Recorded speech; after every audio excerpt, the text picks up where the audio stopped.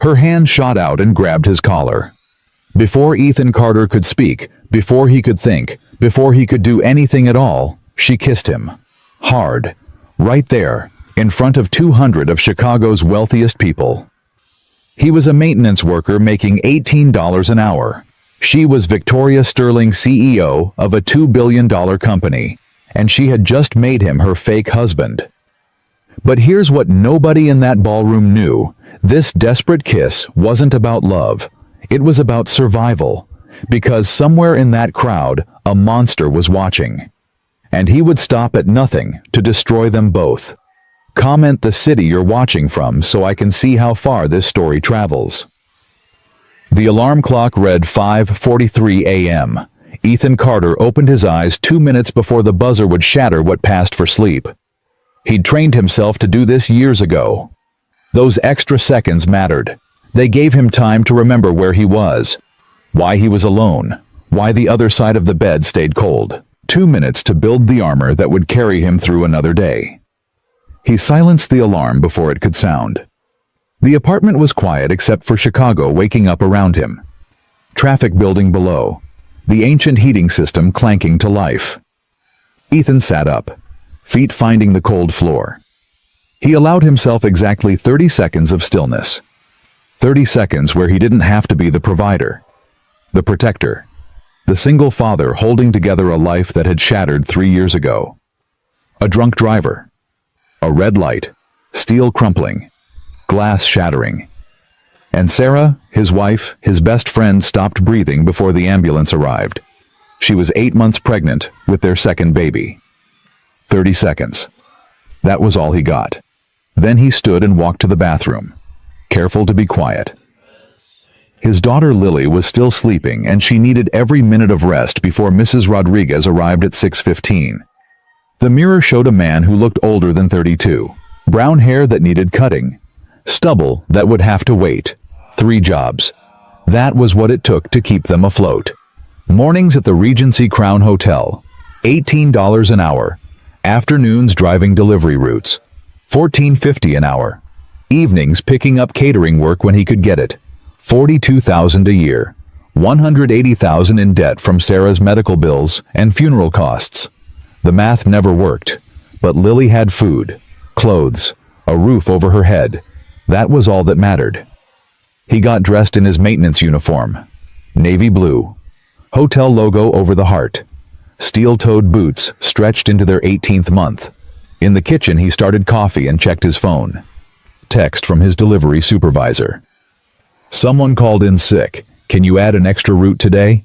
Ethan calculated. 4 more hours. $60 after taxes. Mrs. Rodriguez could keep Lily until 8. $60 was a week of groceries. He texted back confirming he'd take the shift. Lily's bedroom door was decorated with construction paper drawings, flowers, hearts, stick figures representing their family. Ethan paused outside, listening to her breathe. That sound had kept him tethered to sanity after Sarah died, when grief whispered that maybe survival wasn't worth the effort.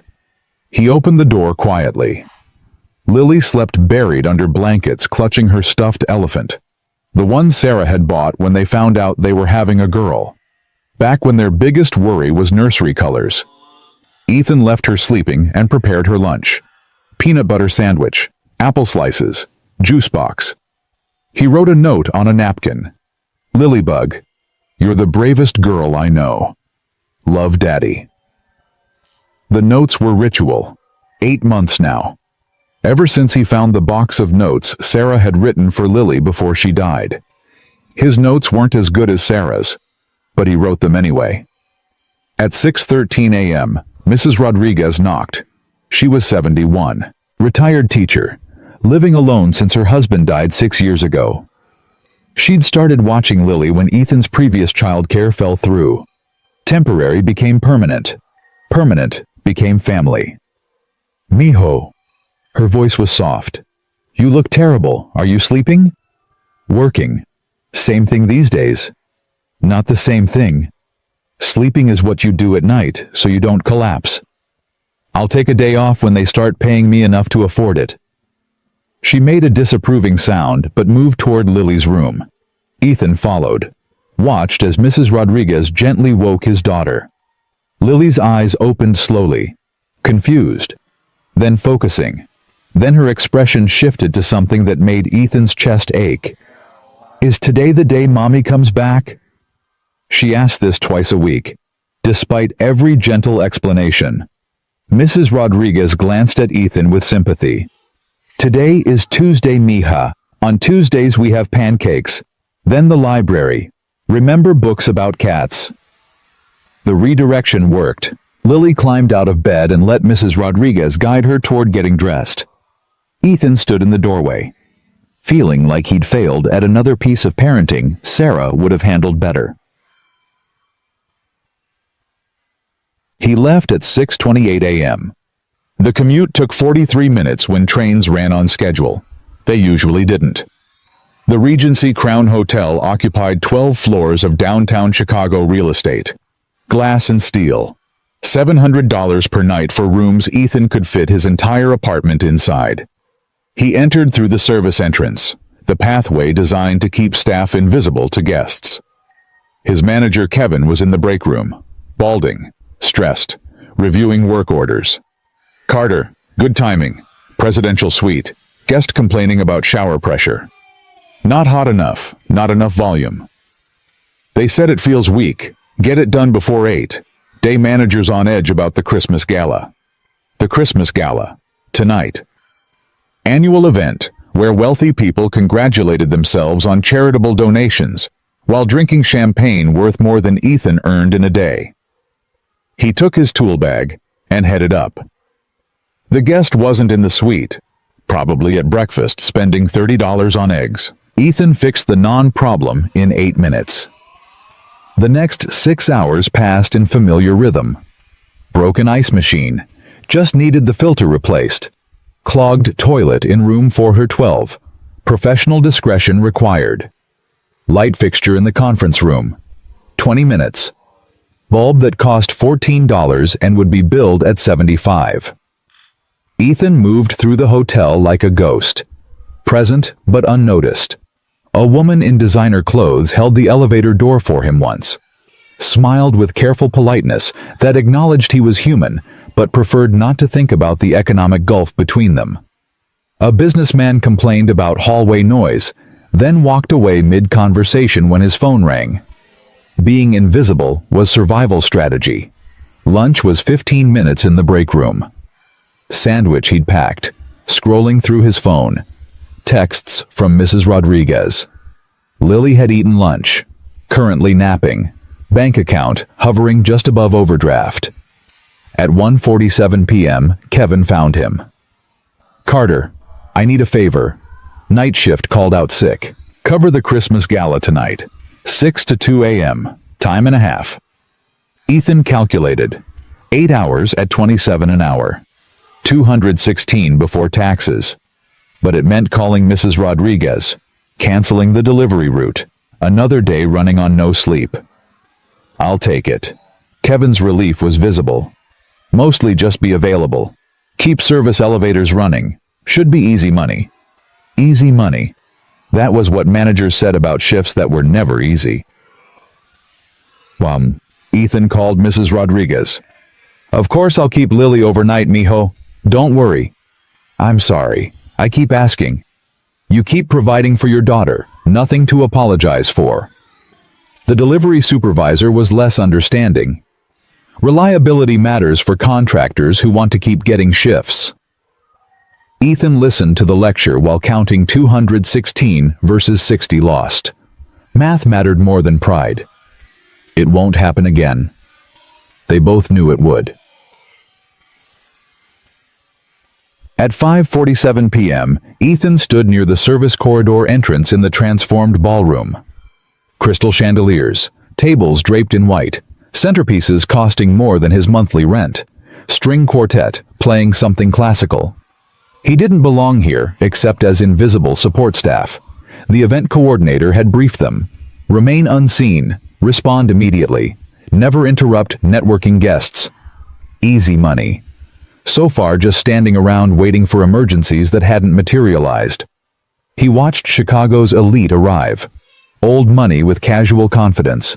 New money working harder to look wealthy. Corporate executives.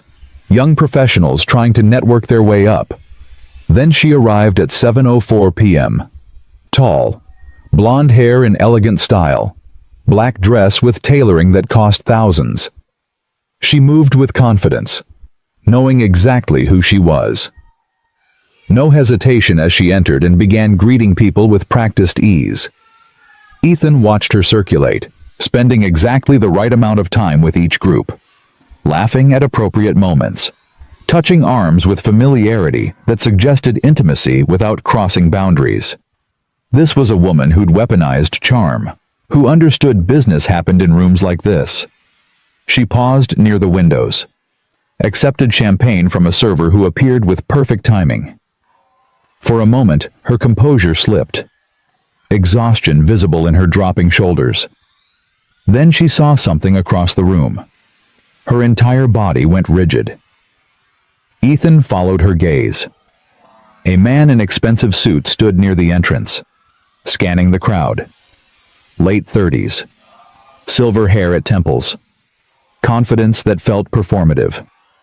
Ethan watched her reaction, hand tightening on champagne glass, breathing changing, eyes searching for exits with subtle desperation.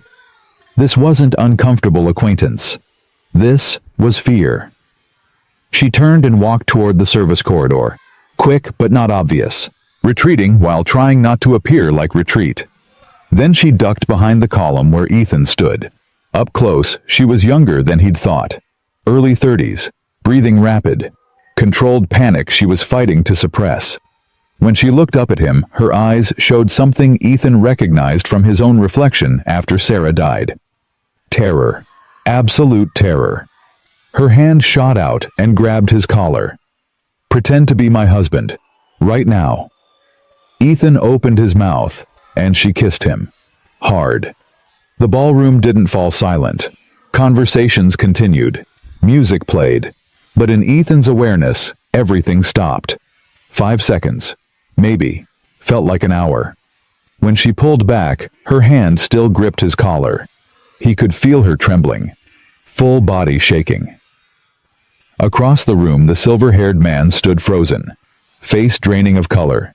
Expression cycling through shock to disbelief to something darker. Possessive rage. "Come with me." She pulled Ethan toward the service corridor. He followed. Because his brain hadn't caught up. Because she clearly needed help. Because instinct from emergency response training was screaming this required action. The corridor was concrete and fluorescent lights. She released his collar and leaned against the wall, breathing like she'd run a marathon. What the hell was that? She pressed palms against her eyes. "I'm sorry. God, I'm so sorry. I saw him and panicked." "Saw who?" "My ex-fiancé. He's been following me for months. When I saw him, I needed to do something he wouldn't expect." She lowered her hands, eyes red-rimmed. "So you kissed a complete stranger?" "Yes. I know it's insane. But you were there. And..." She paused. "You've been kind to me before." "What?" "3 weeks ago. Parking garage. You held the elevator. Didn't stare at me. Just stood quietly. Then nodded and disappeared." Ethan had vague memory of holding an elevator. Automatic politeness. "That kiss wasn't for the crowd." Her voice cracked. "It was for me. If I'd frozen, Marcus would have known I'm scared. I can't let him win." Ethan recognized the edge she was standing on. He'd stood there himself. Hospital corridor when doctors said Sarah wouldn't survive. Funeral home choosing a casket. Dark hours when grief whispered survival wasn't worth it. She was spiraling, breathing faster, hands trembling harder. He kept his voice calm. "Hey, look at me." She did, fighting to stay present. "You're having a panic attack. Normal given what happened. But you're safe right now. Marcus is in the ballroom. You're here with me." "You don't understand. He's been destroying everything I've built for 6 months." 10 minutes. Ethan interrupted. "Give yourself 10 minutes to breathe. Then handle whatever you need to handle. She stared at him like he'd spoken another language. "I don't have 10 minutes. Meridian Holdings executives are arriving. In 10 minutes you can be composed. Right now you're 5 seconds from falling apart, which makes better impression." The logic penetrated. She took a shuddering breath. 10 minutes. Then you go out there and convince whoever needs convincing that you're exactly as competent as you are. Something flickered in her expression, surprised that this stranger understood what she needed. She straightened, the CEO sliding back into place like armor. "What's your name?" "Ethan Carter." "I'm Victoria Sterling." She extended her hand like they were at a business function instead of a service corridor after her panic attack.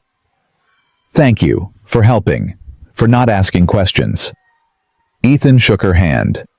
Questions would just complicate this. They would. Victoria managed a tired smile. "I need to ask you something.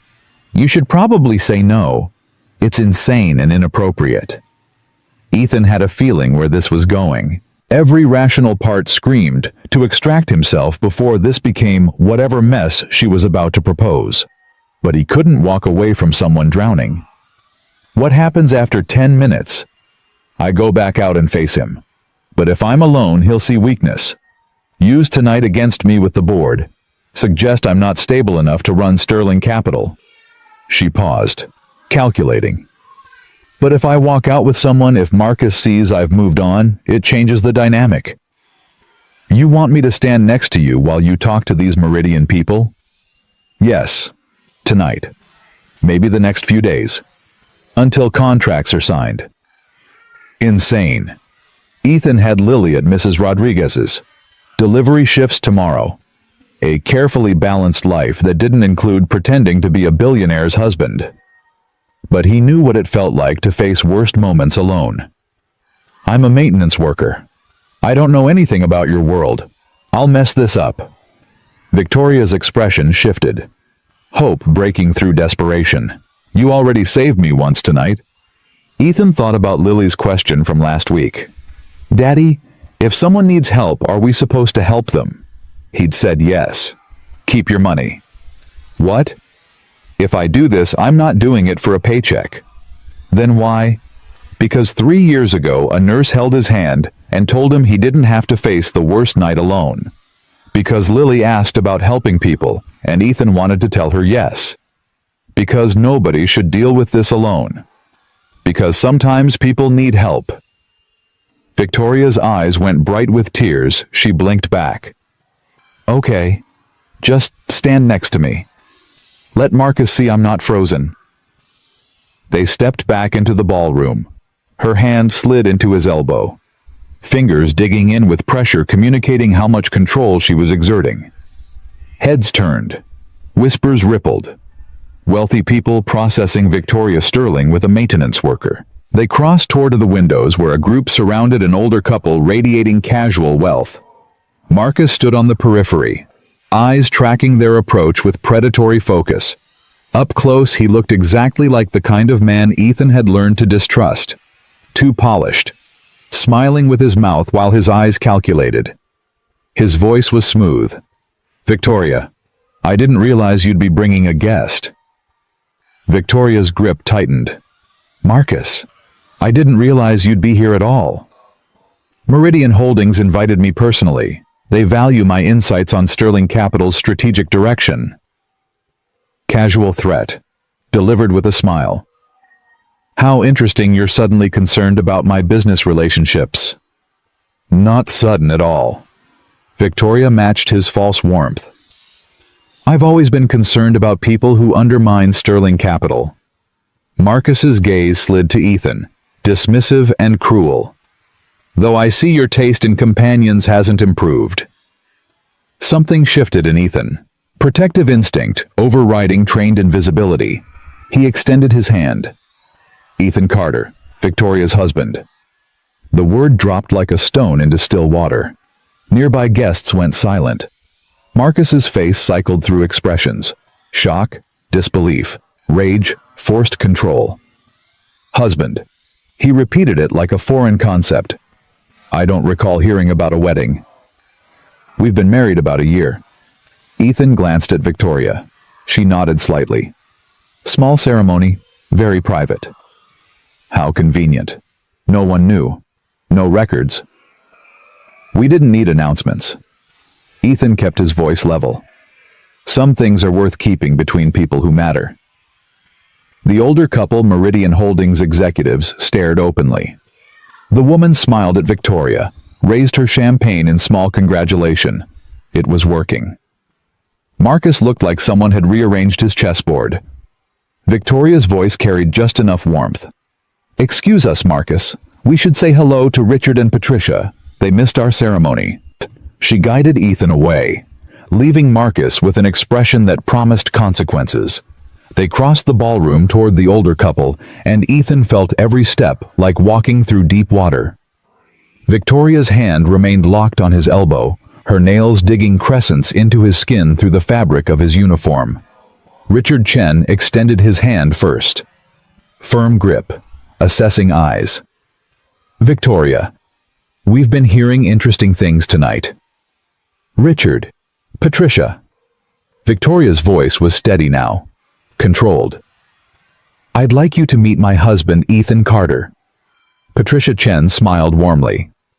It's lovely to meet you, Ethan. Victoria has been keeping you quite the secret. We prefer privacy, Ethan said, especially given how public Victoria's professional life is. Richard nodded like this made perfect sense. Quite right. The business press can be invasive. Though I'm surprised Thomas never mentioned Victoria had married. He and I play golf twice a month. Victoria's grip tightened further on Ethan's arm. My father and I have a complicated relationship regarding my personal life. He had expectations about who I should marry that didn't align with my choices. Patricia made a sympathetic sound. Family expectations can be difficult, but ultimately, you have to live your own life. They talked for another 10 minutes. Easy conversation about holidays.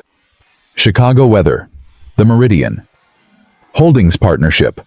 Ethan said as little as possible, letting Victoria carry the discussion while he stood beside her, projecting whatever version of supportive husband seemed appropriate. Marcus kept his distance through the rest of the evening, but Ethan could feel him watching, calculating, adjusting whatever strategy he'd had before encountering this new information. At 11:17 p.m., Victoria's composure finally cracked. Ethan felt it in the way her hand started shaking against his elbow, the way her breathing changed, the subtle shift from controlled performance to someone who'd been performing too long. He leaned close enough that his voice wouldn't carry. Service corridor, now. She didn't argue, just let him guide her away from the ballroom. The corridor was empty. Victoria put her back against the concrete wall and slid down until she was sitting on the floor. Her $4,000 dress pooled around her. She didn't seem to care. I can't believe I just did that. Her voice was hollow, shock setting in as adrenaline faded. I kissed a stranger, lied to everyone, told Richard and Patricia you're my husband when you're... She gestured vaguely at his uniform. When I'm what? Ethan kept his voice gentle. A maintenance worker. That's what I am. If that's a problem, you should have thought about it before you kissed me in front of 200 people. Victoria laughed. Broken sound that was half sob. The worst part is it worked. Did you see Marcus's face? He didn't expect it, couldn't process it, and Richard and Patricia actually seemed happy for me. Ethan filled a paper cup with water from the corridor fountain, brought it back, and pressed it into her hands. What happens now? He asked. Marcus is going to investigate me. He's going to figure out I'm not actually your husband. Then whatever you accomplish tonight falls apart. Then I'll tell him it's none of his business. Victoria's voice was bitter. That my personal life is exactly that, personal. That whether you and I are legally married or just together, it doesn't change anything about my competence to run Sterling Capital. Except he'll use it against you. Tell the board you're lying to investors. Probably. Victoria took a shaky breath. Which is why I need to ask you for more than 10 minutes. Ethan had known this was coming. Hearing it still made his stomach drop. How much more? The Meridian Holdings partnership is contingent on board approval. My board is split between members who trust me and members who think Marcus might be right about my judgment. She looked up at him, eyes showing exactly how much it cost her to ask for help. If I walk back into Sterling Capital on Monday alone, if they see that Marcus rattled me tonight, they'll start second-guessing everything. But if you walk in there with me, if they see I'm stable, that I've moved on, it changes the narrative. You're asking me to keep pretending to be your husband? Yes, not forever. Just until the Meridian contracts are signed. 2 weeks, maybe 3. Ethan thought about Lily, about his 3 jobs, about the carefully balanced life that didn't include elaborate deceptions with billionaire CEOs. I have a 4-year-old daughter. I work 3 jobs. My life is complicated in ways that don't fit into your world. I know. Victoria's voice cracked. And I'm not asking you to change your life. I'm asking you to let me into it temporarily. We can figure out logistics. I'll make sure Lily's comfortable. Whatever you need. What I need is for my life to make sense again. I know. But that ship sailed the moment I kissed you. Ethan thought about the nurse who'd held his hand 3 years ago. About Lily's questions about helping people. About all the small moments when someone had helped him survive the worst. 2 weeks. Until your contracts are signed. Then we figure out how to end this without destroying whatever you've accomplished. Thank you. Victoria's voice cracked again. Thank you, Ethan. I know this is insane. Yeah, it is. They sat in the service corridor while the gala continued without them.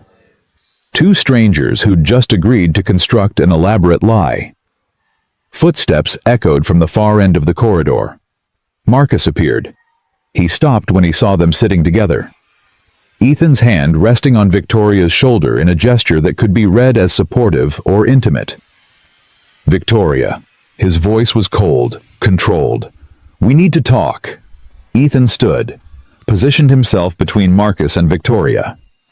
I think my wife has made it clear she's done talking to you for tonight. This doesn't concern you. Everything that concerns my wife concerns me. Marcus's face went through expressions he was clearly trying to control. You have no idea what you've walked into.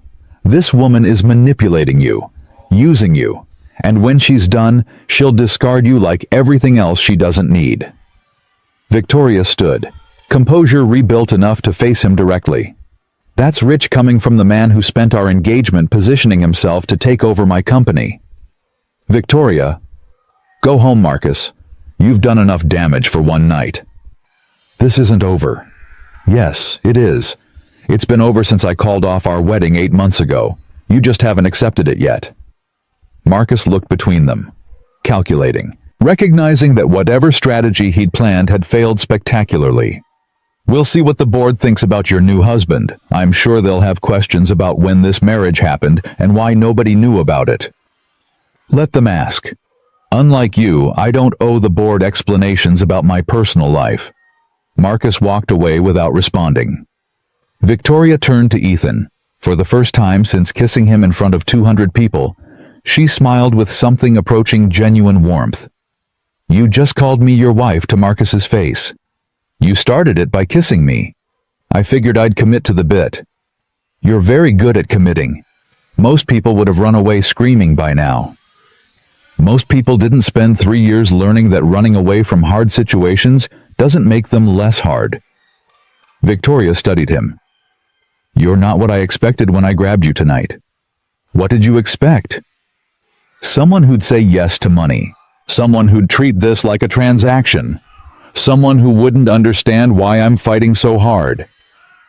And instead you got a maintenance worker with a dead wife and a 4-year-old daughter who said yes because people should help when they can. Yeah. Victoria's voice went soft. Instead, I got you. Ethan left the Regency Crown at 12:47 a.m. The train ride home was empty. Just him and a handful of other overnight workers. He stared at his reflection in the dark window and tried to process what he'd agreed to. 2 weeks of pretending to be married to a billionaire CEO.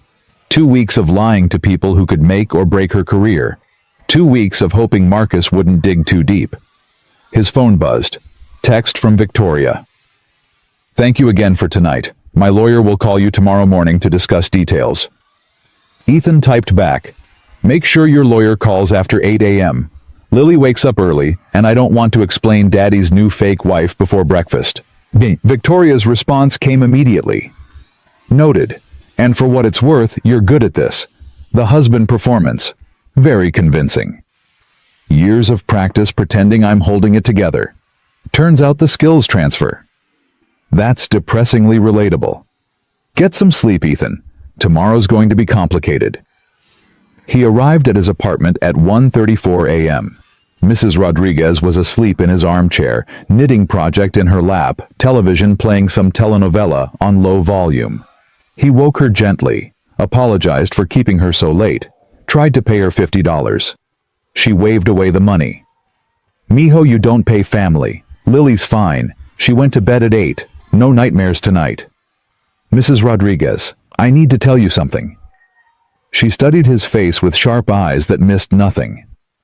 "You look like someone who just made a decision that's either brilliant or catastrophic and won't know which for several days. What did you do?" "I agreed to help someone, but it's complicated. It's going to involve changes to my schedule for the next few weeks." "Changes like what?" "Changes like I might need you to watch Lily more often. Changes like there might be people asking questions about me." Mrs. Rodriguez stood, gathering her knitting. "This person you're helping, are they taking advantage of your goodness?" "She's not. She's desperate and I was available. Sometimes that's how life works." "Sometimes desperation makes people do things they regret. Just be careful, mijo." After she left, Ethan checked on Lily. She was sleeping peacefully, clutching her elephant. He stood in her doorway, watching her breathe. For the first time in 3 years, he felt something that wasn't just exhaustion and grief. He felt purpose. It probably would end badly. But Cameron had stopped believing in good endings 3 years ago. If he was going to make catastrophic decisions, at least this one involved helping someone. He fell asleep at 2:16 a.m., thinking about the way Victoria had said together, like maybe she'd been fighting alone for so long that having an ally meant more than she could articulate. Ethan woke to 17 missed calls, and his phone vibrating with notifications that had been accumulating since 6:23 a.m. The alarm clock showed 7:04. He'd overslept by an hour and 21 minutes. Lily was probably awake and wondering where breakfast was. He grabbed his phone and scrolled through the avalanche. Text from Kevin at the Regency Crown, asking if he'd seen the news. 3 voicemails from numbers he didn't recognize. Email from Victoria's lawyer with subject line, "Urgent Media Response Strategy." And a news alert from the Chicago Tribune with a headline that made his stomach drop. Sterling Capital CEO's mystery husband revealed at charity gala. Below the headline was a photograph from last night. Ethan in his maintenance uniform. Victoria in her $4,000 dress. The moment right after she kissed him. The article was speculation disguised as journalism. Phrases like unconfirmed reports and sources close to Sterling Capital. And questions remain about the timeline. But the core narrative was clear. Victoria Sterling had apparently been secretly married for over a year to a man nobody in Chicago's business community had ever heard of. His phone rang. Unknown number, Chicago area code. He answered before thinking better of it. Victoria's voice came through tight with controlled panic. "Have you seen it? Just woke up to 17 alerts, so yes. My PR team is drafting a statement, but they need information from you. Work history, education. Anything that makes you look like a reasonable choice instead of random maintenance worker I picked up at a hotel." "Victoria, I am a random maintenance worker. There's no PR spin that changes that." "Then we emphasize the human interest angle. You're a single father working 3 jobs to provide for your daughter. That's sympathetic.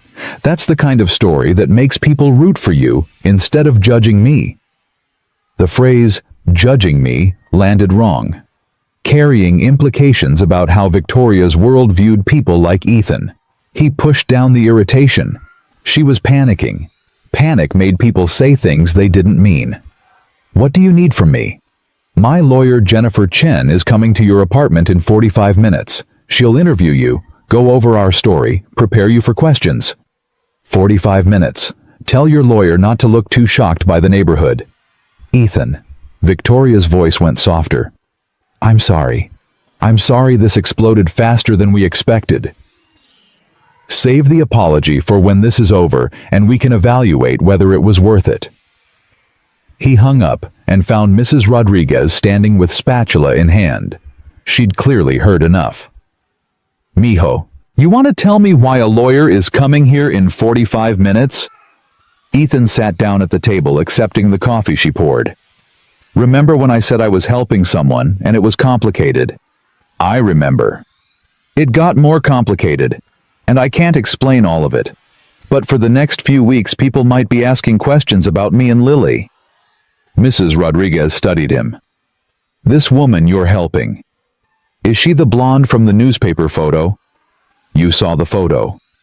"Everyone saw the photo, mijo. It's on 3 different news sites. Your face is very clear." She sat down. "So yes, I saw the photo of you kissing some rich woman in evening gown while wearing your work uniform. And now her lawyer is coming here. Her name is Victoria Sterling. She runs a company. Her ex-fiancé has been stalking her and trying to destroy her career. Last night she panicked when she saw him, and she asked me to pretend to be her husband." Mrs. Rodriguez's eyebrows went up. "And you said yes to this insanity?" "I said yes because she looked like I felt 3 years ago in that hospital. Like she was drowning and needed someone to throw her a line." "Mijo." Mrs. Rodriguez's expression softened. "Your heart is too big for your common sense. This woman is going to complicate your life in ways you haven't thought through." "Probably. But I already said yes. And now there are photos and articles. I can't exactly call the newspaper and tell them it was all a misunderstanding." "Just promise me you'll protect Lily first, before you protect this stranger who kissed you at a party." "Lily's always first. That's not negotiable." Jennifer Chen arrived at exactly 8:47 a.m. Mid-40s, Chinese American. Wearing a suit that probably cost more than Ethan's monthly rent. Carrying a leather briefcase that looked like it had survived decades of legal battles. She shook his hand with professionally firm grip. "Mr. Carter, thank you for meetings on such short notice.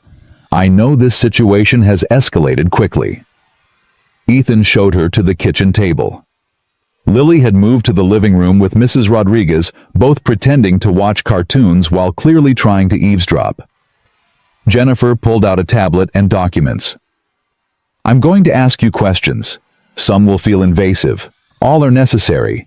If we're going to construct a believable narrative, I need truth first, so I can figure out what parts we emphasize." "Emphasize? That's a nice word for lying." "We're not lying, Mr. Carter. We're strategically presenting facts." Jennifer's voice carried practiced neutrality. "Now, Victoria said you met approximately a year ago. Is that accurate?" "No. I met her last night when she grabbed my collar and kissed me in front of 200 people." Jennifer didn't even blink. "But you had encountered her previously. Parking garage 3 weeks ago. You held an elevator door." "I hold elevator doors for lots of people. It's called courtesy." "Good. So we can say you first encountered each other 3 weeks ago. Had subsequent interactions. Developed connection that led to relationship." Jennifer typed something. "When would you say the relationship became serious?" Ethan stared at her. "There is no relationship. This is elaborate fiction Victoria created because she was panicking about her stalker ex-fiancé." "Mr. Carter, I understand you're trying to be honest, but honesty in this situation is liability." Jennifer set down her tablet. "Here's reality.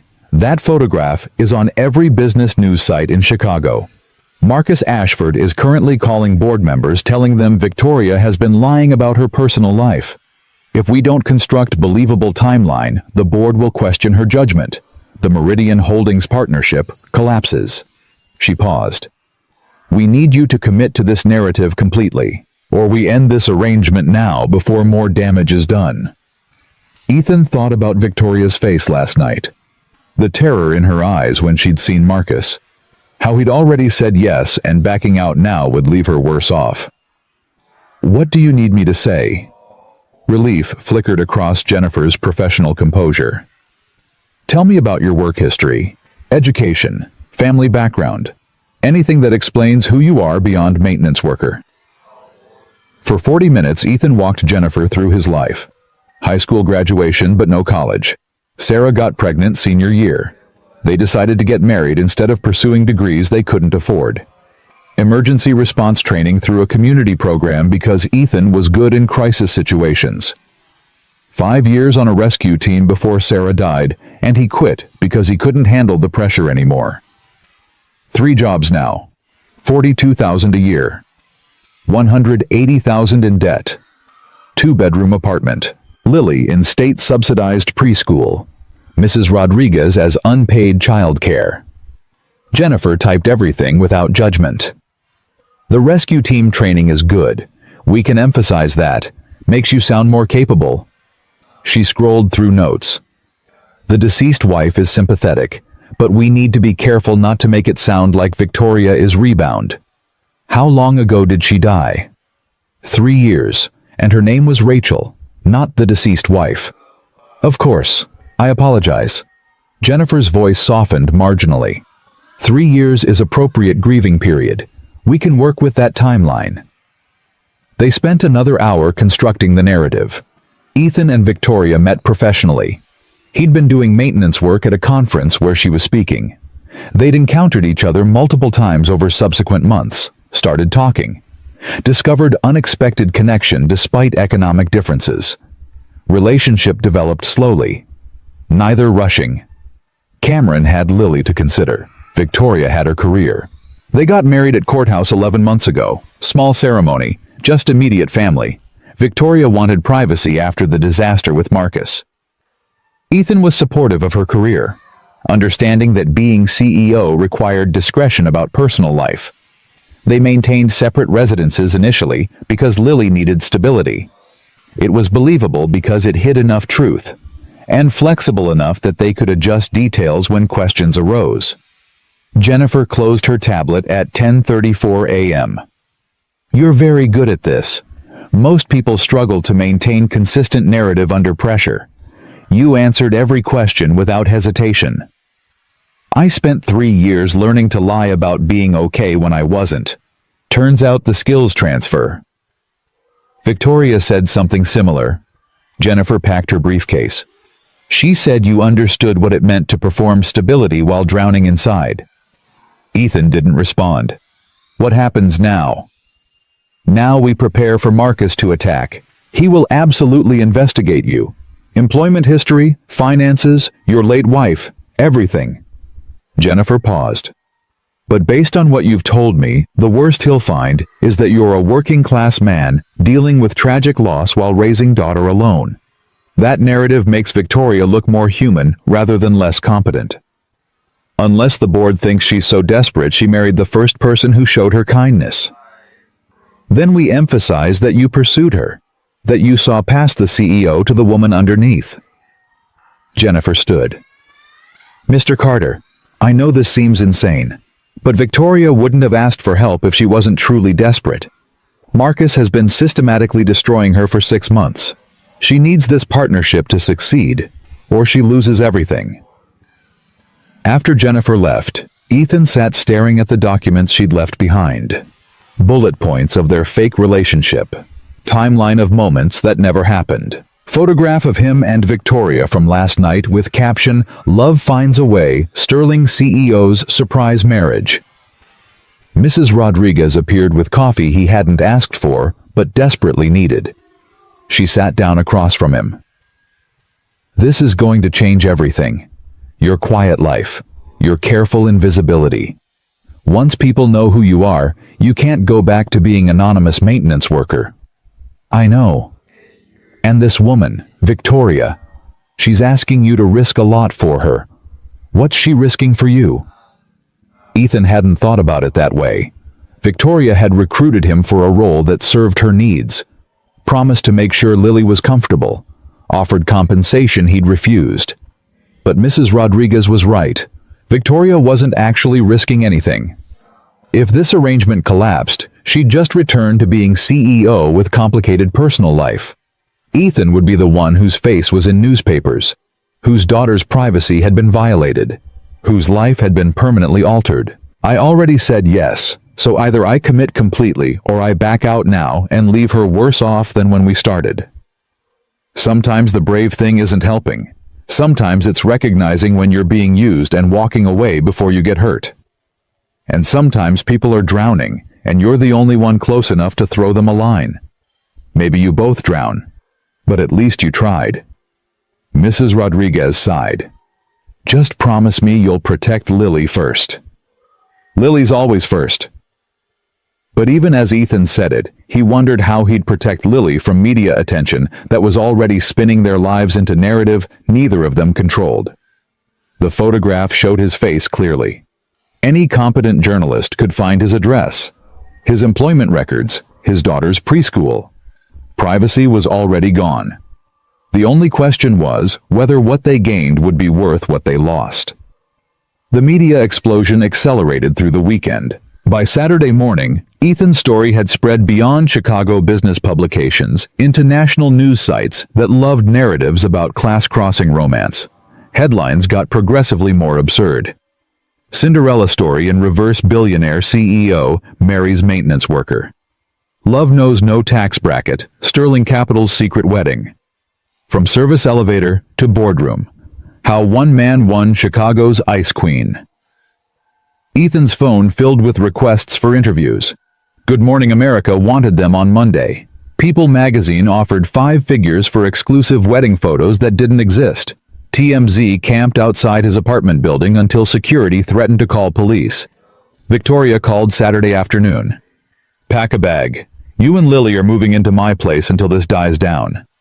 We're not moving anywhere. This is temporary crisis management. We maintain separate lives and just appear together when necessary. That was the plan before TMZ started harassing your neighbors, before someone leaked Lily's preschool location to gossip sites. Victoria's voice hardened. Ethan, there are photographers outside Lily's school. They're taking pictures of 4-year-olds hoping to identify which one is your daughter. Ethan's protective instincts activated immediately. How did they find her school? Public records. Enrollment information that's technically protected but accessible to anyone with moderate research skills. Victoria paused. My building has security, controlled access, underground parking. Lily will be safer here than at your apartment where any reporter can bribe the front desk. You're asking me to move my daughter into a stranger's home after knowing you for 48 hours. I'm asking you to let me protect the child of the man I supposedly married. Because if reporters get photographs of Lily crying because strangers are following her, the sympathy narrative falls apart, and you become the father who exposed his daughter to media circus. Ethan wanted to argue, but Victoria's logic was unassailable. He'd already pulled Lily from preschool Friday after the first photographer showed up. Mrs. Rodriguez was fielding calls from neighbors. Every time he looked out his window, people with cameras were waiting. 1 week. We try it for 1 week. If Lily's uncomfortable, we figure out something else. Agreed. I'll send a car at 6 p.m.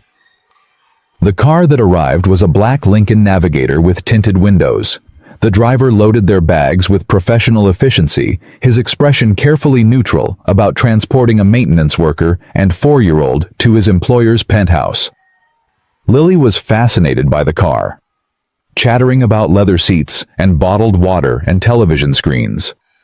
Ethan watched his daughter's excitement and felt complicated mix of pride and anxiety. This kind of luxury was temporary gift that would make returning to normal life even harder when this ended.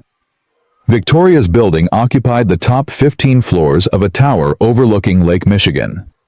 The lobby was marble and glass and abstract art. The elevator required keycard access and played jazz music. Victoria's penthouse was the entire 41st floor. Floor-to-ceiling windows, open floor plan. Kitchen with appliances Ethan didn't recognize. Furniture that looked uncomfortable and expensive. Victoria met them at the elevator, wearing jeans and a sweater that probably cost what Ethan earned in a week. Hair tied back, no makeup. Looking younger and more approachable than the CEO he'd met at the gala. She knelt down immediately when she saw Lily. "Hi, you must be Lily. I'm Victoria." Lily ducked behind Ethan's leg, suddenly shy. Ethan rested his hand on her shoulder. "It's okay, Lilybug. Victoria is a friend who's letting us stay here for a little while. Why can't we stay at our home?" The question was reasonable. Ethan didn't have age-appropriate answer. How did you explain to a 4-year-old that reporters were stalking you because Daddy had agreed to pretend to be someone's husband? Victoria spoke before Ethan could formulate response. "Because our home has better toys. And also because I have a very big bathtub with jets that make bubbles. I thought maybe you'd like to try it." Lily's eyes went wide. Bubbles. So many bubbles. Also, I have a room that I thought could be yours while you're staying here. Would you like to see it? Lily looked up at Ethan for permission. He nodded. He watched his daughter take Victoria's hand with tentative trust that made his chest ache. They'd practiced stranger danger extensively. But somehow Victoria had bypassed Lily's caution with simple kindness and promise of bubble baths. Victoria led them down the hallway to a room that had been transformed in the 48 hours since Ethan agreed to this arrangement. Walls painted soft purple, Lily's favorite color, which Victoria had somehow known. A bed sized for children. Dresser with drawers labeled. Bookshelf filled with picture books. Toy chest currently empty but clearly expecting to be filled. "I wasn't sure what toys you liked," Victoria said, genuine nervousness in her voice. "So I thought we could go shopping tomorrow, and you could pick. But for tonight, maybe we could read some books before bed, if that's okay with your dad." Lily was already pulling books from the shelf. Ethan stood in the doorway, overwhelmed by how much effort Victoria had invested in making his daughter comfortable in space that was temporary fiction. Victoria appeared beside him, voice low. "Too much. It's perfect," which somehow makes this whole situation more complicated. "Welcome to my life for the past 6 months. Everything Marcus does is perfect on surface, while being manipulative underneath. I'm just trying to be actually perfect instead of performatively perfect." Ethan turned to look at her properly. "When was the last time you slept properly?" "About 6 months ago, before Marcus started his campaign." Victoria managed tired smile. "But I'll sleep when the Meridian contracts are signed and my company is secure." That's not sustainable. Neither is working 3 jobs to survive. But here we both are, functioning despite sustainability concerns. She had a point. They stood in the doorway watching Lily arrange books in order of preference, and Ethan realized that whatever had started as desperate deception 2 nights ago was already becoming something more complicated than either of them had intended. Living with Victoria Sterling turned out to be an exercise in contradictions that Ethan couldn't quite reconcile. The penthouse was a museum of wealth. Original artwork on walls. Furniture arranged by professionals who understood negative space. Kitchen with appliances that probably required engineering degrees to operate. But Victoria herself moved through these spaces like someone who'd forgotten how to feel at home. Eating takeout at the counter because the formal dining room felt too empty. Working from the couch because her home office reminded her of meetings she'd rather avoid.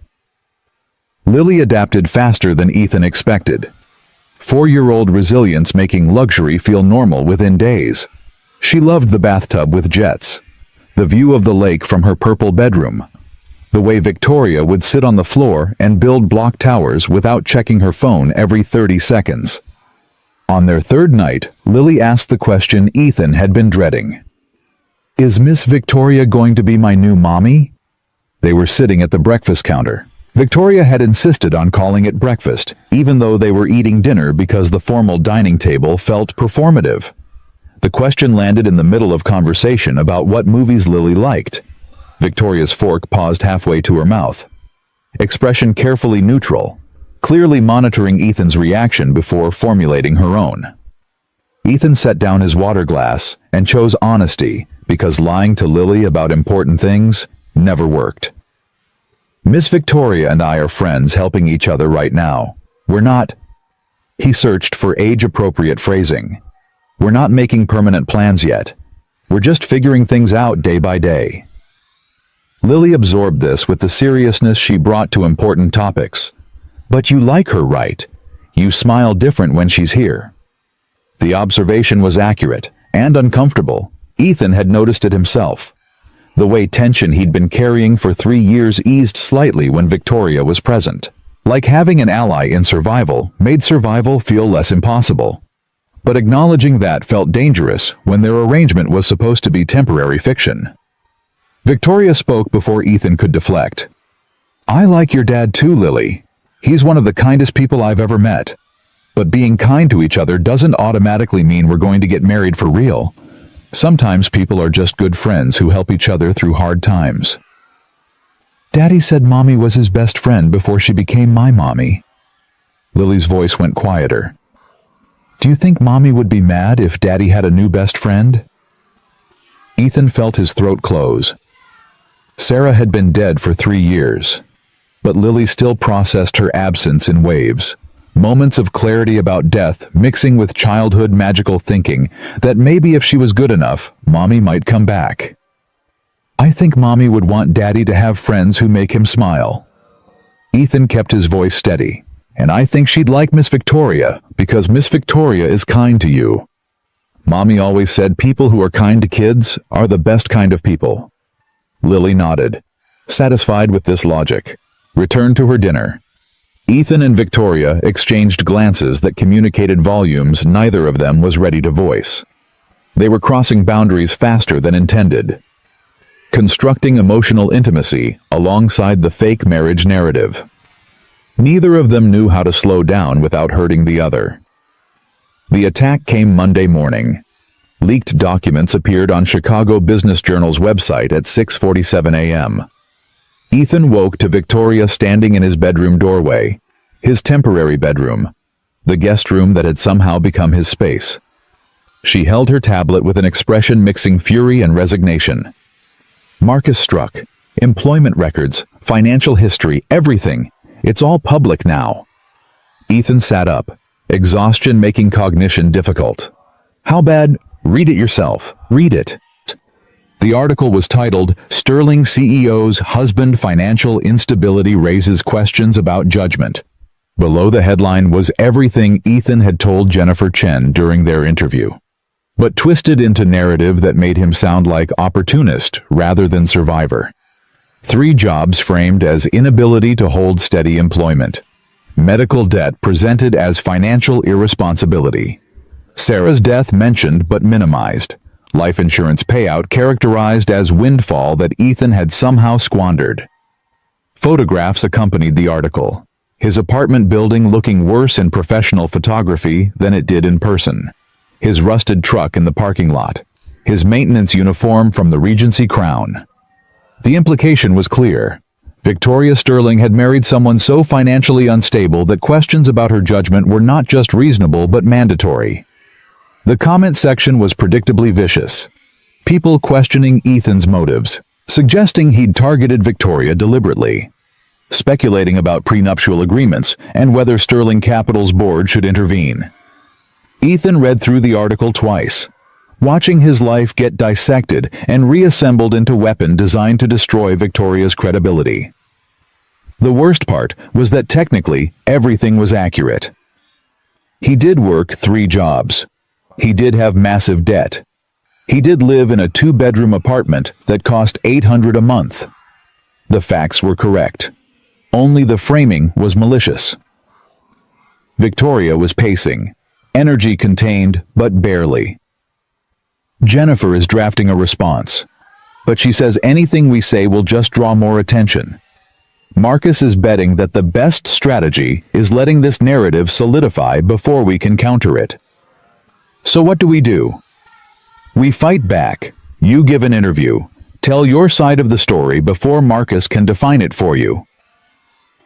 Ethan thought about what Jennifer had said, that the worst Marcus would find was working-class struggle and tragic loss.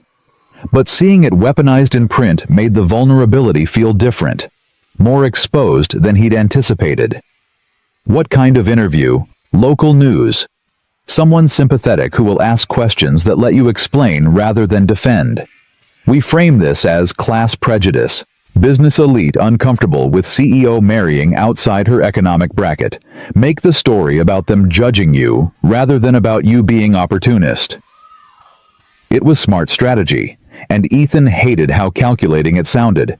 But Victoria was right. Silence would let Marcus's narrative win. The interview was scheduled for that afternoon. Local NBC affiliate that did human interest pieces alongside news coverage.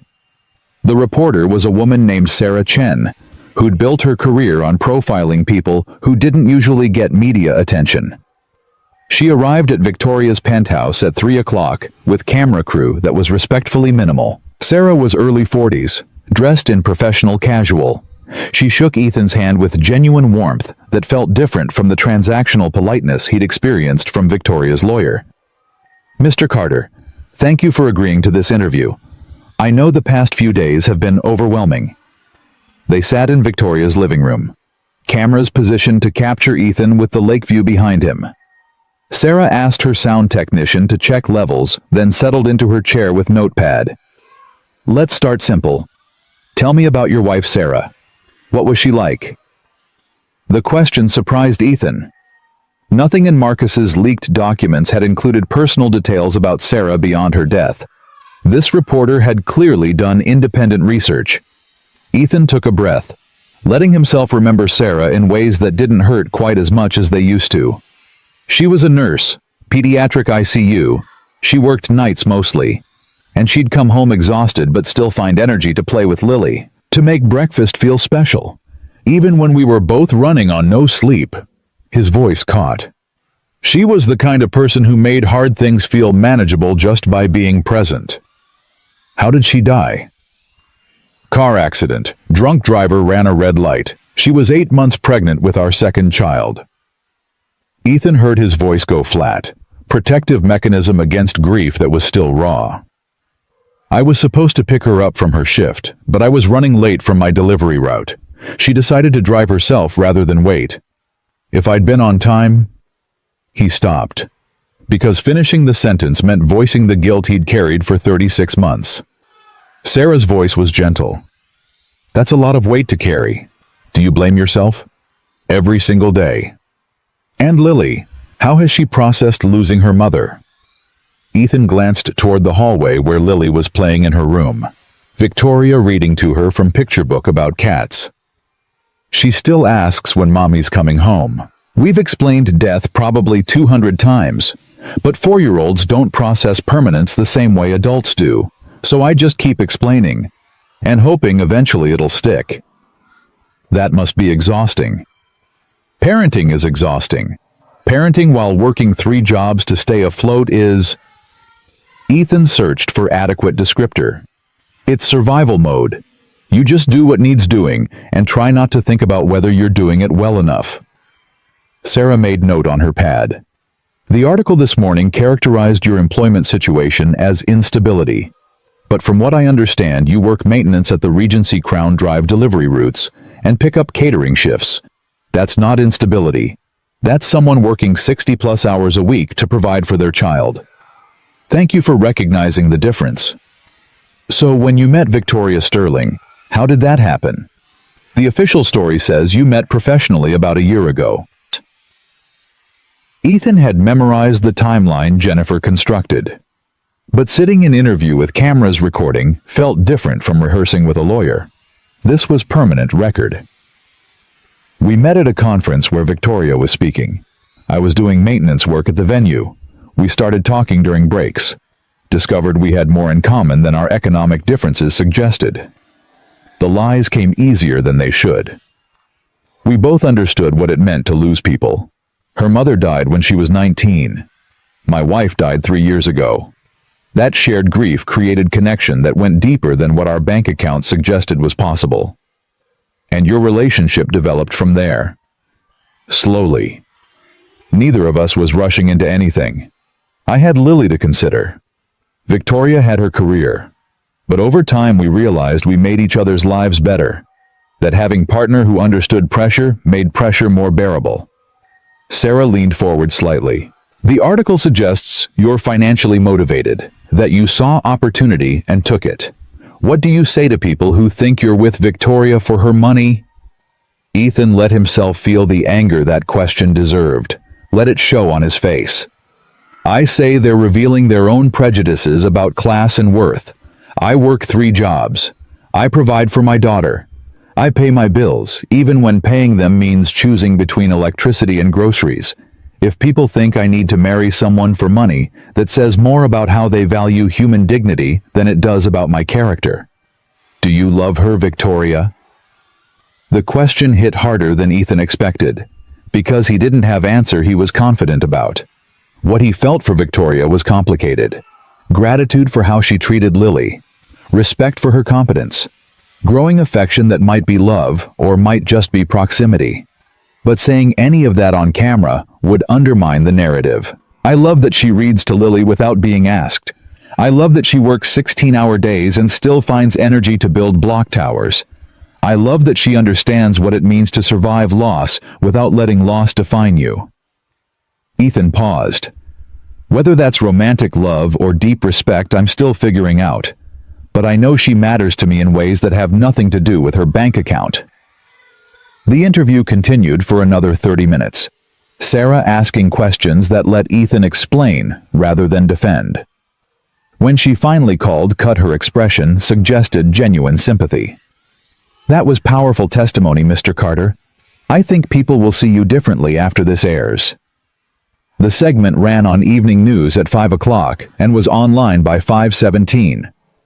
Ethan watched it from Victoria's couch. Lily cuddled against his side. Victoria sitting in the chair across from them with tablet showing social media reactions in real time. The response was mixed, but trending more positive than the morning's article. Comments praising Ethan's honesty. People sharing their own stories of financial struggle. Parents relating to the exhaustion of working multiple jobs while raising children alone. Not universal approval. Plenty of people still thought Ethan was opportunist, but enough support that the narrative was shifting from gold digger targets CEO to hardworking father finds unexpected love. Victoria looked up from her tablet, expression carrying relief she'd been trying to hide. It's working. The tide's turning. But Ethan barely heard her, because his phone was ringing with a number he recognized. Kevin from the Regency Crown, his maintenance supervisor. Kevin's voice was apologetic and resigned simultaneously. Carter, I need you to come in tomorrow morning. HR wants to talk to you. Ethan's stomach dropped. Am I being fired? The official position is that we're discussing your employment status in light of recent media attention. The unofficial position is that management is uncomfortable with maintenance worker who's now married to Sterling Capital CEO doing repairs in hotel where Sterling executives hold business dinners. So yes, I'm being fired. I'm sorry, Ethan. You're good at your job. I'd keep you if it were up to me. But this is coming from above my pay grade. Ethan ended the call and sat staring at his phone. His primary income source had just evaporated. $18 an hour, 40 hours a week, roughly $3,000 monthly before taxes, gone, because helping Victoria had made him too visible to remain anonymous maintenance worker. Victoria was watching him with expression mixing guilt and calculation. What happened? I'm losing my job at the hotel. Apparently being married to you makes me too complicated to employ in service position. I'll make calls. I can pressure them to. No. Ethan's voice was sharper than intended. You've done enough. I agreed to help you knowing there'd be consequences. This is just consequences arriving faster than expected. Ethan, you're losing income because you helped me. Let me fix this. By calling my boss and using your wealth and power to force them to keep employing me. That'll really convince people I'm with you for reasons other than money. Victoria fell silent. They sat in uncomfortable quiet while Lily played with blocks, oblivious to adult problems that would eventually affect her. The Sterling Capital Board meeting was scheduled for Thursday morning. Emergency session called because 3 board members had formally requested discussion of Victoria's recent marriage and its implications for company leadership. Victoria spent Wednesday night preparing presentations about the Meridian Holdings partnership, financial projections demonstrating why the deal was strategically sound, regardless of anyone's opinions about her personal life. Thursday at 8:47 a.m., Victoria's father arrived at the penthouse unannounced. Ethan answered the door because Victoria was in the shower and Lily was watching cartoons. Thomas Sterling was 68, tall like his daughter, silver hair and bearing that suggested decades of commanding rooms full of people afraid to disagree with him. He looked at Ethan with assessment that was both professional and personal, evaluating the man his daughter had supposedly married. "You must be Ethan Carter." "Mr. Sterling, Victoria didn't mention you were stopping by." "That's because I didn't tell her I was coming. We need to talk, man to man, before this situation gets more complicated." Ethan stepped aside and let Thomas enter. Thomas moved through his daughter's penthouse with familiarity, settling into the chair that seemed designated for authority figures having serious conversations. Ethan sat on the couch, maintaining posture that was respectful without being deferential. Thomas studied him with intensity that felt like being X-rayed. "I'm going to be direct because I don't believe in wasting time on diplomatic phrasing. Did you marry my daughter for her money?" "No, sir. I married your daughter because she needed help, and I was in position to provide it." "But you are aware that she's extraordinarily wealthy, that marrying her provides you with financial security you've never had working maintenance jobs." "I'm aware Victoria has resources I don't. But I'm also aware that asking someone to value me based on my character while simultaneously benefiting from their wealth would make me hypocrite. So I haven't touched a penny of her money, and I don't intend to." Thomas's expression shifted slightly, reassessing. "Victoria said you refused payment for helping her, that you're living here but maintaining your own expenses. Is that accurate?" "Yes, sir." "Why, most people in your situation would take what they could get." Ethan thought about how to answer honestly without revealing their arrangement was fake. "Because if I take her money, everyone who thinks I'm opportunist gets to be right. And I'd rather struggle financially than prove the people judging me were correct all along." Thomas stood and walked to the windows, looking out at the lake view that probably reminded him of building his empire from nothing. When he turned back, his expression was less hostile, but no less serious. "Marcus has been calling me multiple times a day, telling me Victoria's judgment is compromised, that she's making emotional decisions, that this marriage is evidence she's not fit to run Sterling Capital." He paused. "What do you say to that?" "I say Marcus is a man who tried to take over your daughter's company after you chose her instead of him. And I say his opinion about Victoria's judgment is less about her actual competence and more about him not being able to accept that she's better at running Sterling Capital than he ever was." Strong words from maintenance worker talking about venture capitalist I trained for 15 years. "Respectfully, sir, I don't care what Marcus's credentials are. I care that he's been stalking your daughter for 6 months trying to destroy her career because she refused to marry him. That's not business strategy. That's abuse disguised as concern." Thomas's jaw tightened. "Are you calling me blind for not seeing it? I'm saying sometimes people closest to situations can't see what's obvious to outsiders. You trained Marcus, groomed him to marry Victoria and help run your company. It must be hard to accept that the person you invested 15 years developing turned out to be someone who'd weaponize that trust." They stood in silence for a moment, Thomas processing Ethan's words with expression, suggesting he wasn't used to being challenged by people without business degrees and stock portfolios. Finally, Thomas spoke, voice carrying less hostility than when he'd arrived. "Victoria says you're good with Lily, that you're patient father. I try to be. Sarah was better at it than I am. But I'm learning. My wife died when Victoria was 19. Cancer that we fought for 2 years before accepting we were going to lose. Thomas's voice went quieter. I wasn't good at being both parents afterward, focused on business instead of helping Victoria process her grief. When she told me she was engaged to Marcus, I encouraged it because I thought she needed partner to share burden of running Sterling Capital. He turned to face Ethan directly. But maybe what she actually needed was someone who understood what it meant to lose person who defined your world and still have to keep functioning for people who depend on you. The vulnerability in Thomas's voice was unexpected. Crack in the authoritative facade revealing man who'd made mistakes he couldn't fix. Ethan didn't know how to respond, except with equal honesty. I don't know if I'm that person for Victoria. We're still figuring out what we are to each other. But I know that when she needed help, I was there. And I'll keep being there for as long as she needs me. Thomas studied Ethan for a long moment, then nodded with something that might have been approval. The board meeting is this morning. I'm going to recommend approval of the Meridian Partnership, and I'm going to tell the members who've been questioning Victoria's judgment that her personal life is none of their concern as long as Sterling Capital continues performing at current levels. Thank you, sir. Oh. Don't thank me. I'm not doing this for you. I'm doing it because Victoria is my daughter, and I should have been protecting her from Marcus, instead of questioning her decisions. Thomas moved toward the door, then paused.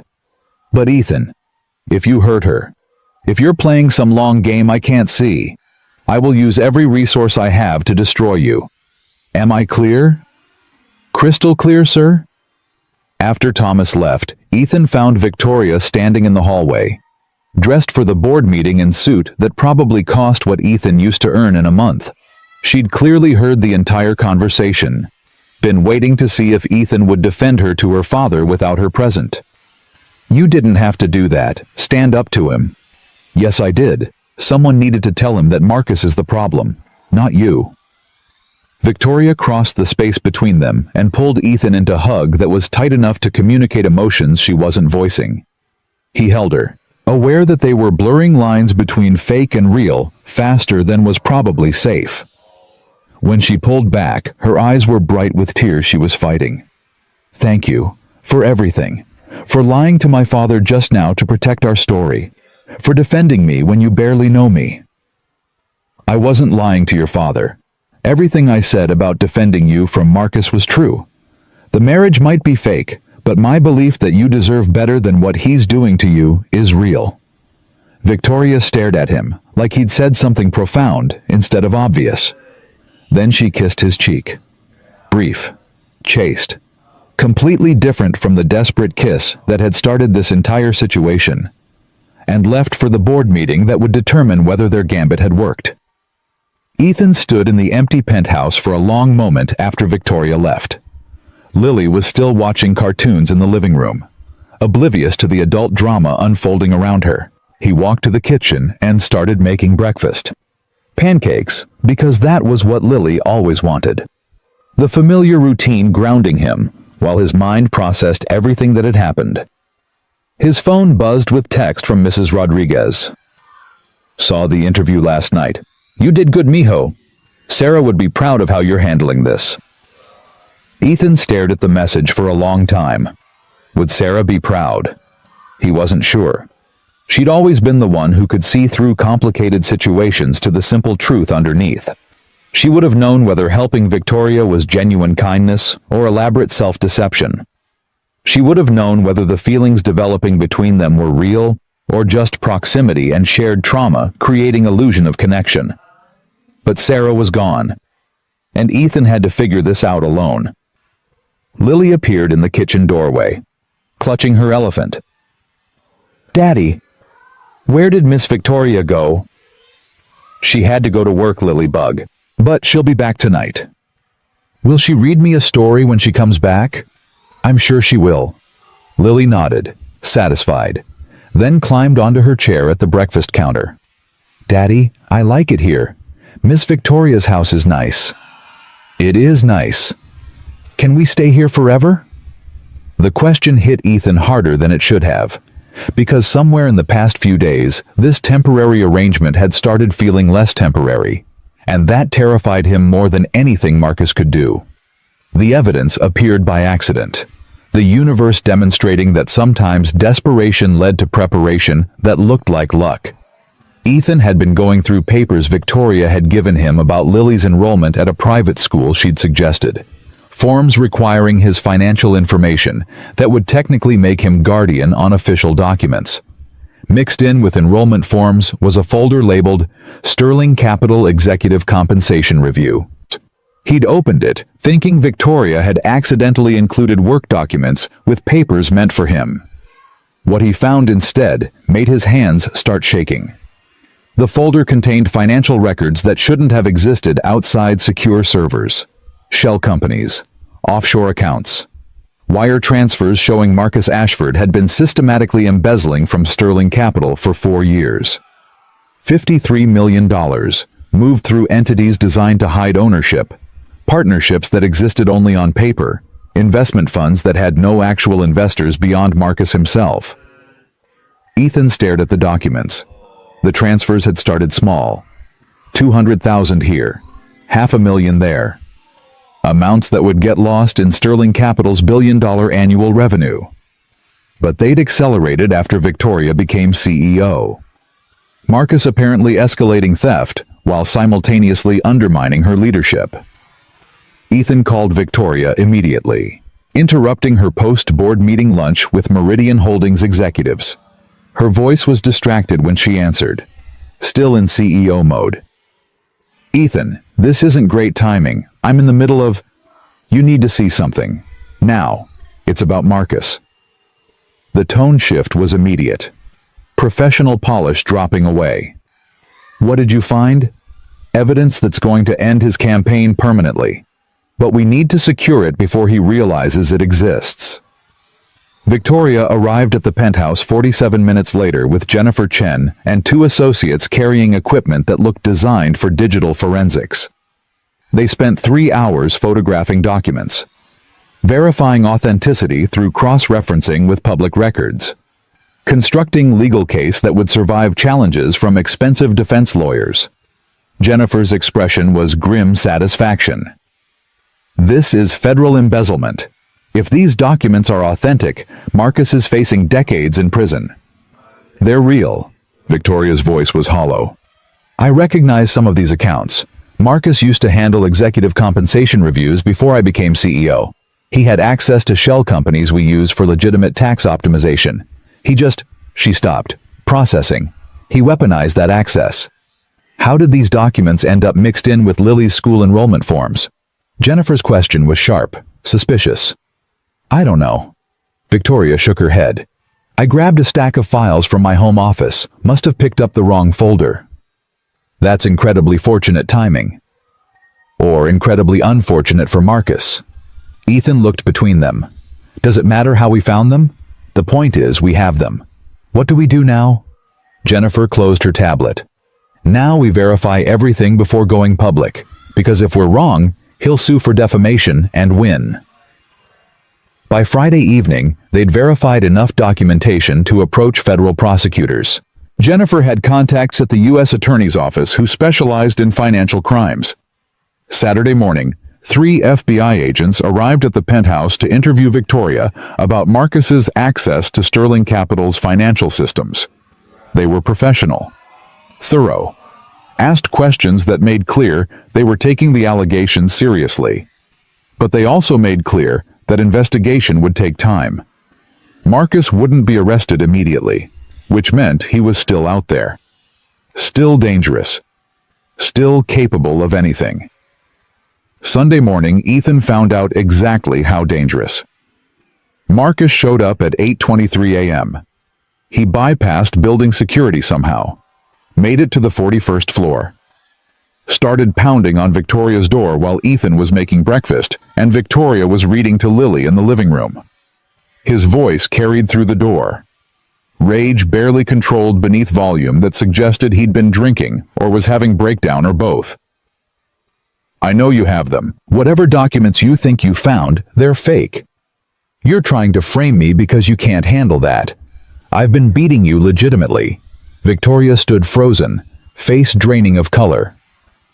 Lily looked up from her book with expression showing she'd registered the adult fear, even if she didn't understand its cause.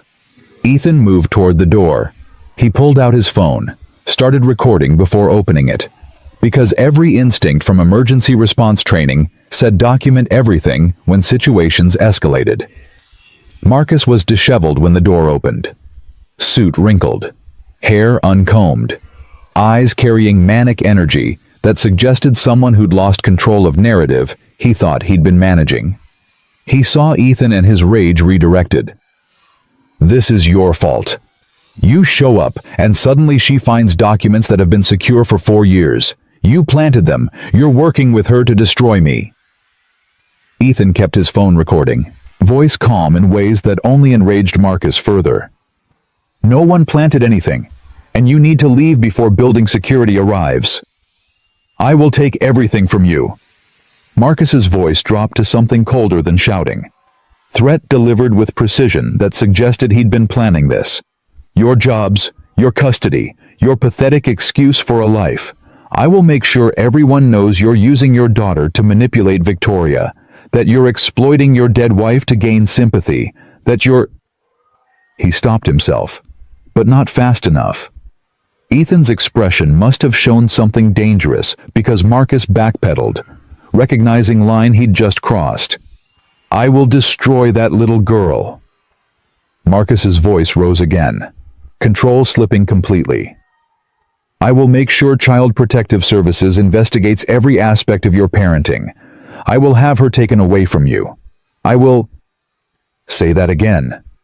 Ethan's voice was deadly quiet. Still recording. "About my daughter. Marcus seemed to realize his mistake. The way rage had made him vocalize threats he'd meant to implement quietly, but the words were already recorded. Every syllable of Marcus threatening a 4-year-old child captured on Ethan's phone. Building security arrived.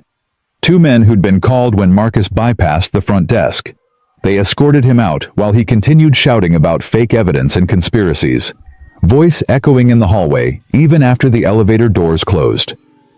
Ethan locked the apartment door and turned to find Victoria standing in the living room with Lily pressed against her side. His daughter was crying quietly, scared by shouting she didn't understand. And Victoria was stroking her hair with movements that suggested she'd been comforting crying children her whole life, despite never having any of her own. "Daddy? Who was that man?" Lily's voice was small. "Why was he so mad?" Ethan knelt down, eye level with his daughter. That was someone who made bad choices and is upset about consequences. But he's gone now. Security won't let him come back. You're safe. "He said mean things about you." "Yes, he did. But mean things don't change truth. I'm still your dad. Miss Victoria is still helping us. And that man doesn't get to change anything real just because he's angry." Lily nodded, but clung tighter to Victoria, clearly shaken by adult rage she'd witnessed. Ethan looked up at Victoria over his daughter's head and saw her expression. Something that mixed protective fury with dawning realization that Marcus had just handed them weapon that would end his campaign permanently. "I have it recorded." Ethan kept his voice low. "Every threat, including the one about Lily." Victoria's voice was steady. "Send it to Jennifer immediately, and send a copy to my father, and to every board member who questioned my judgment about Marcus." The recording went viral within hours, because Jennifer strategically leaked it to media outlets that had been covering Victoria's marriage. Audio of Marcus threatening a 4-year-old child while making explicit threats about destroying Ethan's life played on every news station in Chicago by Monday morning. The narrative shifted instantly and completely. Marcus Ashford was no longer concerned board advisor questioning CEO's judgment. He was unhinged ex-fiancé threatening children on camera while simultaneously embezzling millions from company he'd been trusted to protect. The Sterling Capital Board called emergency meeting Monday afternoon. Thomas Sterling formally recommended Victoria's Meridian Holdings partnership be approved unanimously, Every board member who'd questioned her judgment about Ethan issued formal apologies. Marcus was formally removed from all advisory positions. Federal prosecutors announced Tuesday morning they were charging Marcus with wire fraud, embezzlement, and multiple counts of financial crimes, carrying maximum sentences that would keep him incarcerated until he was elderly. Wednesday afternoon, Victoria received confirmation that Meridian Holdings contracts were finalized. $2 billion in committed partnership capital. Sterling Capital stock hit record highs. Business press published think pieces about how Victoria had successfully navigated personal crisis while closing historically significant deal. Wednesday evening, Victoria came home earlier than usual. Ethan was helping Lily with her drawing at the kitchen counter. Crayons spread across the surface. Paper covered with attempts at cats that looked more like purple blobs with whiskers. Victoria set down her bag and stood watching them for a moment. Something in her expression that Ethan couldn't quite read. "What's wrong?" "Nothing's wrong." Victoria's voice was strange. "Too careful." "Everything actually went right for once. Meridian contracts are signed. Marcus is finished. The board apologized." "Then why do you look like someone just died?" Victoria sat down on the stool across from them. Lily looked up and smiled at her, then returned to her drawing. "Because I just realized what all of that means." Ethan waited. "It means the crisis is over. Marcus is facing federal charges. My position is secure. The contracts are signed." Victoria paused. "It means our arrangement, the fake marriage, the living together, all of it is no longer necessary." The words landed like physical blow. Ethan had known this was coming, had known from the beginning that their arrangement had expiration date. But somewhere in the past 2 weeks, he'd stopped thinking about the ending. "Right." He kept his voice neutral. "The 2 weeks are up. We agreed you'd help me figure out how to exit without destroying what you accomplished. That's what I wanted to talk to you about." Victoria's hands were clasped on the counter, knuckles white with tension she was trying to hide. "Jennifer says the cleanest approach is gradual separation. We announce we're taking time apart due to pressures of recent events. After a few months, quiet divorce. No drama. No accusations. Just two people who tried and couldn't make it work. Makes sense. It's the smart play. Protects both of our reputations. Gives Lily stability during transition." "Then why do you look like you're about to cry?" Victoria's carefully constructed composure cracked. "Because I don't want you to leave." The confession hung in the air between them. Lily was still drawing, oblivious to the adult conversation happening over her head. "Victoria, I know this started as desperation. I know I grabbed a stranger and kissed him and asked him to pretend to be my husband because I was panicking. I know none of this was supposed to be real." Her voice was shaking now. "But somewhere in the past 2 weeks it stopped feeling fake. Watching you with Lily. Having someone to come home to who actually sees me instead of just seeing the CEO. Waking up knowing I'm not fighting alone anymore." She looked at him directly, eyes bright with tears she was fighting. "I don't know when it changed. Maybe it was the first night when you called me down in the service corridor. Maybe it was when you stood up to my father. Maybe it was when you protected Lily from Marcus without even thinking about it." Victoria took shaky breath. "But I know that asking you to leave feels wrong in ways I can't explain. And I know that's not fair to you because you never signed up for this. You signed up for 2 weeks of pretending, not for whatever this has become." Ethan was silent for a long moment, processing her words against his own feelings that he'd been refusing to examine too closely. "Lily." He kept his voice gentle. "Can you take your drawing to your room for a few minutes? Miss Victoria and I need to have a grown-up talk." Lily looked between them with expression suggesting she understood more than 4-year-olds were supposed to understand. "Are you going to fight?" "No, Lilybug, we're not going to fight. We just need to talk about something important." Lily gathered her crayons with careful attention, took her drawing and her elephant, walked down the hallway to her purple room.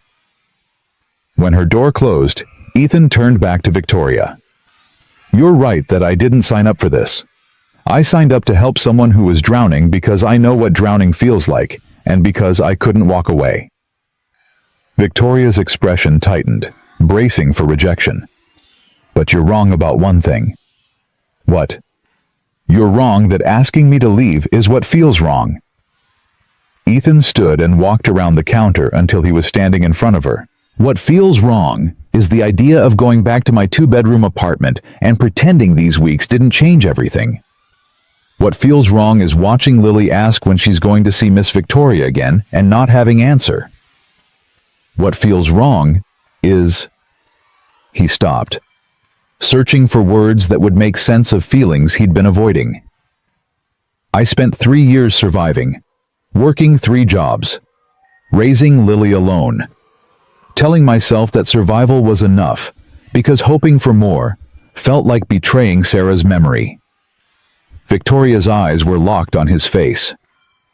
"But these 2 weeks watching you read to my daughter, having someone to talk to after she falls asleep, waking up, knowing I'm not carrying everything alone. These have been the first 2 weeks in 3 years where I wasn't just surviving, where I actually felt like I might be learning to live again. Ethan, I'm not saying I know what this is. I'm not saying I'm ready to call it love. But I'm saying that walking away from whatever we're building feels like giving up on something I didn't know I was allowed to want anymore." Victoria stood, close enough that he could see the tears tracking down her face, despite her efforts to hold them back. "So what do we do?" "I think we take it slow. We let Lily adjust. We figure out what this looks like when it's not crisis management. We navigate all the complicated reality that comes when fake marriage ends and real relationship starts." "That sounds terrifying." "Yeah, it does." Ethan managed small smile. "But I've spent 3 years being terrified alone. Being terrified with someone else sounds like improvement." Victoria laughed, broken sound that was half sob. "You're not what I expected when I grabbed you that night." "You keep saying that." "Because it keeps being true. Every time I think I understand who you are, you say something that proves I've only scratched the surface." She reached up and touched his face. Gentle, tentative, like she was afraid he might disappear. "I want to try. The slow thing. The figuring it out thing. Whatever version of us exists after the performance ends. Then we try." Victoria kissed him, not the desperate kiss from the gala that had started everything, not performance for audience or weapon against Marcus. This was gentle, careful. 2 people who'd found each other in crisis and were choosing to see if they could find each other in calm. When she pulled back, her eyes were still bright with tears, but her expression was different. Hope replacing fear. "We should probably tell Lily. Tell her what that Miss Victoria might be sticking around." Something like that. They found Lily in her purple room, carefully arranging stuffed animals on her bed with the serious attention she gave to important tasks. She looked up when they appeared in her doorway. "Are you done with your grown-up talk?" "We are." Ethan sat on the edge of her bed. Victoria sat on the other side. "And we wanted to tell you something." Lily's expression went worried. "Are we leaving Miss Victoria's house?" "That's actually what we wanted to talk about." Ethan glanced at Victoria, then back at his daughter. "How would you feel about staying here longer?" "How much longer?" "We're not sure yet. We're still figuring things out, but Miss Victoria and I have decided we want to keep spending time together, and that means you and I would keep living here for now." Lily absorbed this with 4-year-old seriousness.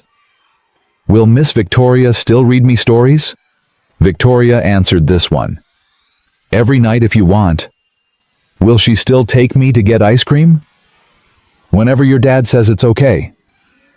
Lily considered, then looked at Ethan with expression that seemed older than her years. "Daddy, do you love Miss Victoria?"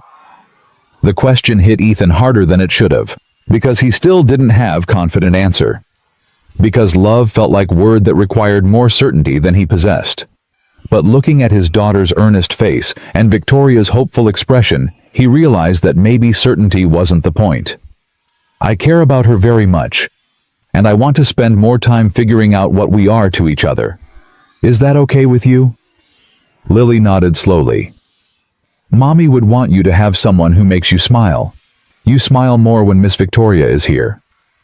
The simple observation from a 4-year-old cut through all the complicated adult logic Ethan had been constructing. Sarah would want him to be happy, would want Lily to have stable home with adults who cared about her, and whatever Victoria and Ethan were building fake marriage turned real connection. It was making both of them smile more than either had smiled in years. "You're very smart, Lilybug." "I know." Lily returned to arranging her stuffed animals. Conversation apparently concluded to her satisfaction. Victoria caught Ethan's eye, mouthed "thank you" with expression that communicated gratitude she couldn't voice in front of Lily. They left Lily to her important stuffed animal work and walked back to the living room. The city stretched out below them through floor-to-ceiling windows. Chicago going about its business, unaware that two strangers who'd met by accident were choosing to see if their accidental connection could become something intentional. "That went better than I expected." Victoria's voice was lighter than it had been in weeks. "Lily's adaptable. She's had to be." "She's amazing. You've raised an incredible kid." Sarah raised her. "I'm just trying not to mess up what she started." Victoria was quiet for a moment. "Can I ask you something about Sarah?" "Yeah." "Do you think she would have approved of this? Of us?"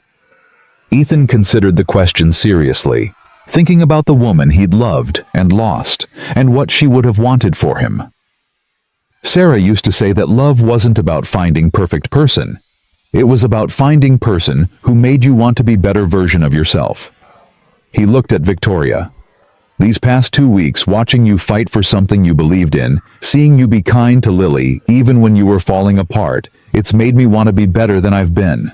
More present, more hopeful, less afraid." Victoria's eyes went soft. "Is that a yes, that she would have approved?" "I think Sarah would have approved of anyone who made me smile again, and anyone who was patient enough to earn Lily's trust. Then I'll try to keep earning it." They stood together watching the city lights come on as evening settled over Chicago. 2 weeks ago, Ethan had been invisible maintenance worker counting every dollar and praying he could keep his daughter fed and housed. 2 weeks ago, Victoria had been CEO drowning under weight of ex-fiancé's campaign to destroy her. Now they were something neither of them had expected to be. Partners in something that wasn't quite definable yet, but which felt more real than anything either of them had experienced in years. "So what happens now?" Victoria asked. "Now we figure out the boring stuff, where I work since I lost my job, how we handle media attention, what we tell people about our relationship. The Meridian partnership means Sterling Capital is stable for next decade. I can actually take time off, delegate more to my executive team. And I can find something that doesn't require 3 jobs to survive. Maybe finish the engineering certification I started years ago." Victoria turned to face him. "Whatever you want to do, I'll support it. That's not charity or obligation. That's me wanting the person I'm choosing to be with to have opportunities to be happy. That might take some getting used to, having support. We'll figure it out together." The word "together" landed differently this time. Not the desperate alliance of 2 strangers facing crisis, but the intentional choice of 2 people who'd found each other in storm and decided to see what they could build in calm. Ethan's phone buzzed. Text from Mrs. Rodriguez. "Saw the news about that horrible man getting arrested. Justice exists after all. How are you and Lily doing?" He typed back, "We're good. Better than good, actually. I'll explain everything soon. Thank you for everything you've done for us." Her response came immediately. "Whatever makes you happy, mijo. You deserve it." Ethan looked at Victoria. She was watching him with expression mixing hope and uncertainty, still not quite believing that he'd chosen to stay. Mrs. Rodriguez says I deserve to be happy. She's right. I'm starting to believe that might be true. Victoria smiled. Real smile this time, not the performance she'd been wearing for months. Then let's make sure it stays true. She took his hand. Simple gesture that felt like promise. And Ethan realized that sometimes helping someone for 10 minutes could cascade into something that changed both your lives forever.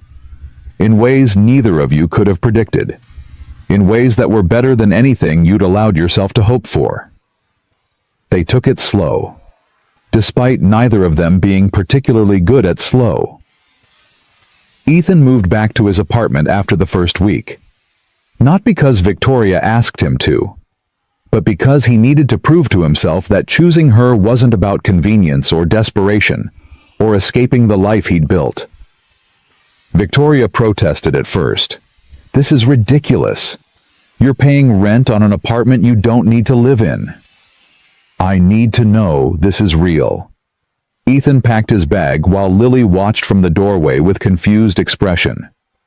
I need to know I'm choosing you because I want to, not because your penthouse is nicer than my place. That's the most stubborn thing I've ever heard. You grabbed a stranger and kissed him in front of 200 people because you were panicking. I think we're both capable of stubborn decisions. Victoria couldn't argue with that. So Ethan went back to his two-bedroom apartment with the ancient heating system and the refrigerator that sounded like it was plotting murder. Lily went with him, though she complained loudly about missing the bubble bath. But Victoria visited 3 times a week. She learned to exist in spaces where furniture wasn't arranged by professionals, where dinner meant whatever Ethan could cook on a budget, where the television was 15 years old and the couch had a spring that poked through the cushion if you sat in the wrong spot.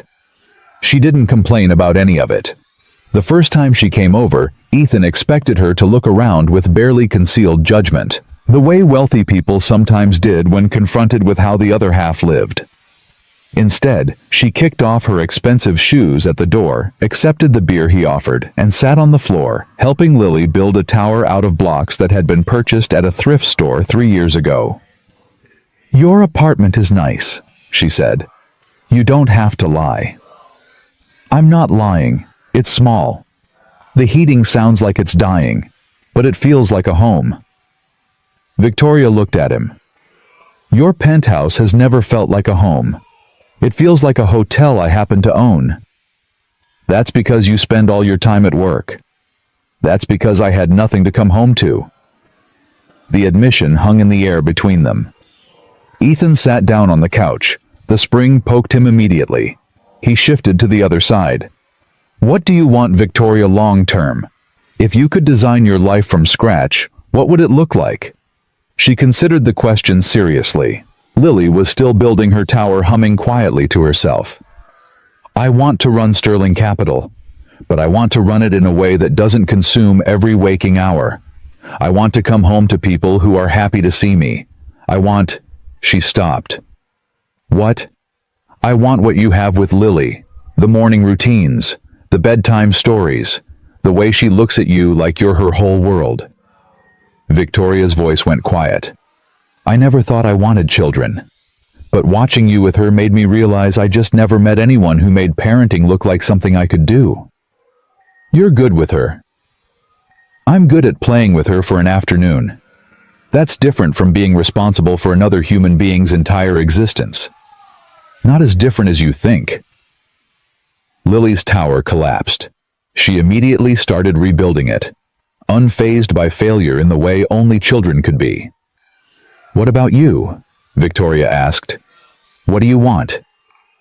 Ethan thought about it. For 3 years, he'd been so focused on survival that he'd stopped thinking about what he actually wanted. Wants were luxury he couldn't afford. Needs were all that mattered. I want Lily to grow up believing the world is good, that people help each other, that hard times don't have to break you. That's about her. What do you want for yourself? I want to stop feeling guilty for surviving when Sarah didn't. I want to wake up one morning and not immediately start calculating how much everything costs. I want... He stopped. What? I want to deserve the way you look at me. Like I'm something more than maintenance worker who happened to be in the right place at the right time." Victoria set down her beer, crossed the room, sat down next to him on the couch. The spring didn't poke her, which seemed unfair. "You are more than that. You've always been more than that." The maintenance uniform was just camouflage for someone who was doing extraordinary things for his daughter every single day. That's not extraordinary. That's just parenting. Single parenting while working 3 jobs, while grieving your wife, while keeping a 4-year-old fed and happy and loved. That's extraordinary, Ethan. Most people would have collapsed under half that weight. I almost did collapse, multiple times. But you didn't. You kept going. And now you're sitting on a couch with a spring that's trying to stab you, having honest conversation about the future with a woman who grabbed you at a party and upended your entire life. Ethan laughed despite himself. When you put it that way, it sounds ridiculous. It is ridiculous, all of it. The fake marriage, the media circus, Marcus threatening a 4-year-old on camera, none of it should have happened. Victoria took his hand.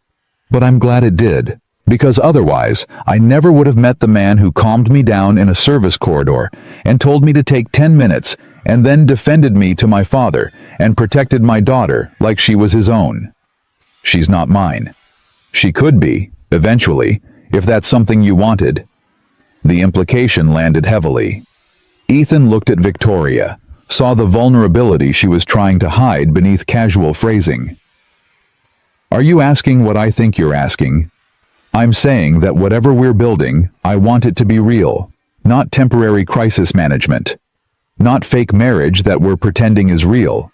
Actual commitment to figuring out what our lives look like together. That's a lot to figure out. I know, and I'm not asking you to figure it all out tonight. I'm just asking you to tell me that you're willing to try. Ethan squeezed her hand. I'm willing to try. 6 months passed. They learned things about each other that crisis hadn't revealed. Victoria had control issues that made delegating impossible. She worked 16-hour days, even after promising to cut back. She forgot to eat when stressed and slept poorly, even when exhausted. Ethan had hypervigilance from 3 years of survival mode. He struggled to accept help even when help was freely offered. He carried guilt about Sarah that therapy was helping but hadn't resolved. They fought about stupid things. Victoria left lights on in every room because she'd never had to think about electricity bills. Ethan got frustrated with her spending money on things Lily didn't need. She has enough toys, he said after Victoria arrived with yet another shopping bag. She doesn't need more. But she wanted the stuffed cat. Did you see her face when she saw it in the store window? Wanting things and needing things are different. If you buy her everything she wants, she'll grow up expecting the world to give her whatever she asks for. And if you never buy her anything, she'll grow up believing she doesn't deserve good things. The argument escalated, voices rising, neither of them willing to back down. Lily appeared in the doorway. Are you fighting? They both stopped. Ethan took a breath, forced his voice to be calm. We're having a disagreement, Lilybug. Grown-ups do that sometimes. It doesn't mean we're angry at each other. Mommy and you used to disagree sometimes. Then you would hug and say sorry. The simple observation cut through the tension. Victoria knelt down to Lily's level. Your daddy and I are still learning how to talk to each other when we disagree. But you're right. We should probably say sorry. She looked up at Ethan. I'm sorry I didn't ask before buying her things. I should have checked with you first. Ethan sighed. I'm sorry I got frustrated. The toys aren't really the issue. He struggled to articulate feelings he hadn't fully processed. I'm still figuring out what it means to have someone who wants to share responsibility for Lily. For 3 years, it was just me. Adjusting to not being alone is harder than I expected. Victoria stood, crossed to him, took his hand. Then we adjust together. We make rules about spending. We communicate before making decisions that affect Lily. We learn to be partners instead of 2 people orbiting the same child. That sounds healthy. I've been in therapy for 6 months. I'm learning to communicate like an adult. Ethan laughed. Same. Turns out years of suppressing grief creates communication issues. Who knew? They hugged. Lily watched with satisfied expression. See? That's what you're supposed to do. You're very wise, Lilybug. I know. They attended family counseling together. Not couples therapy because they weren't sure they qualified as couple yet.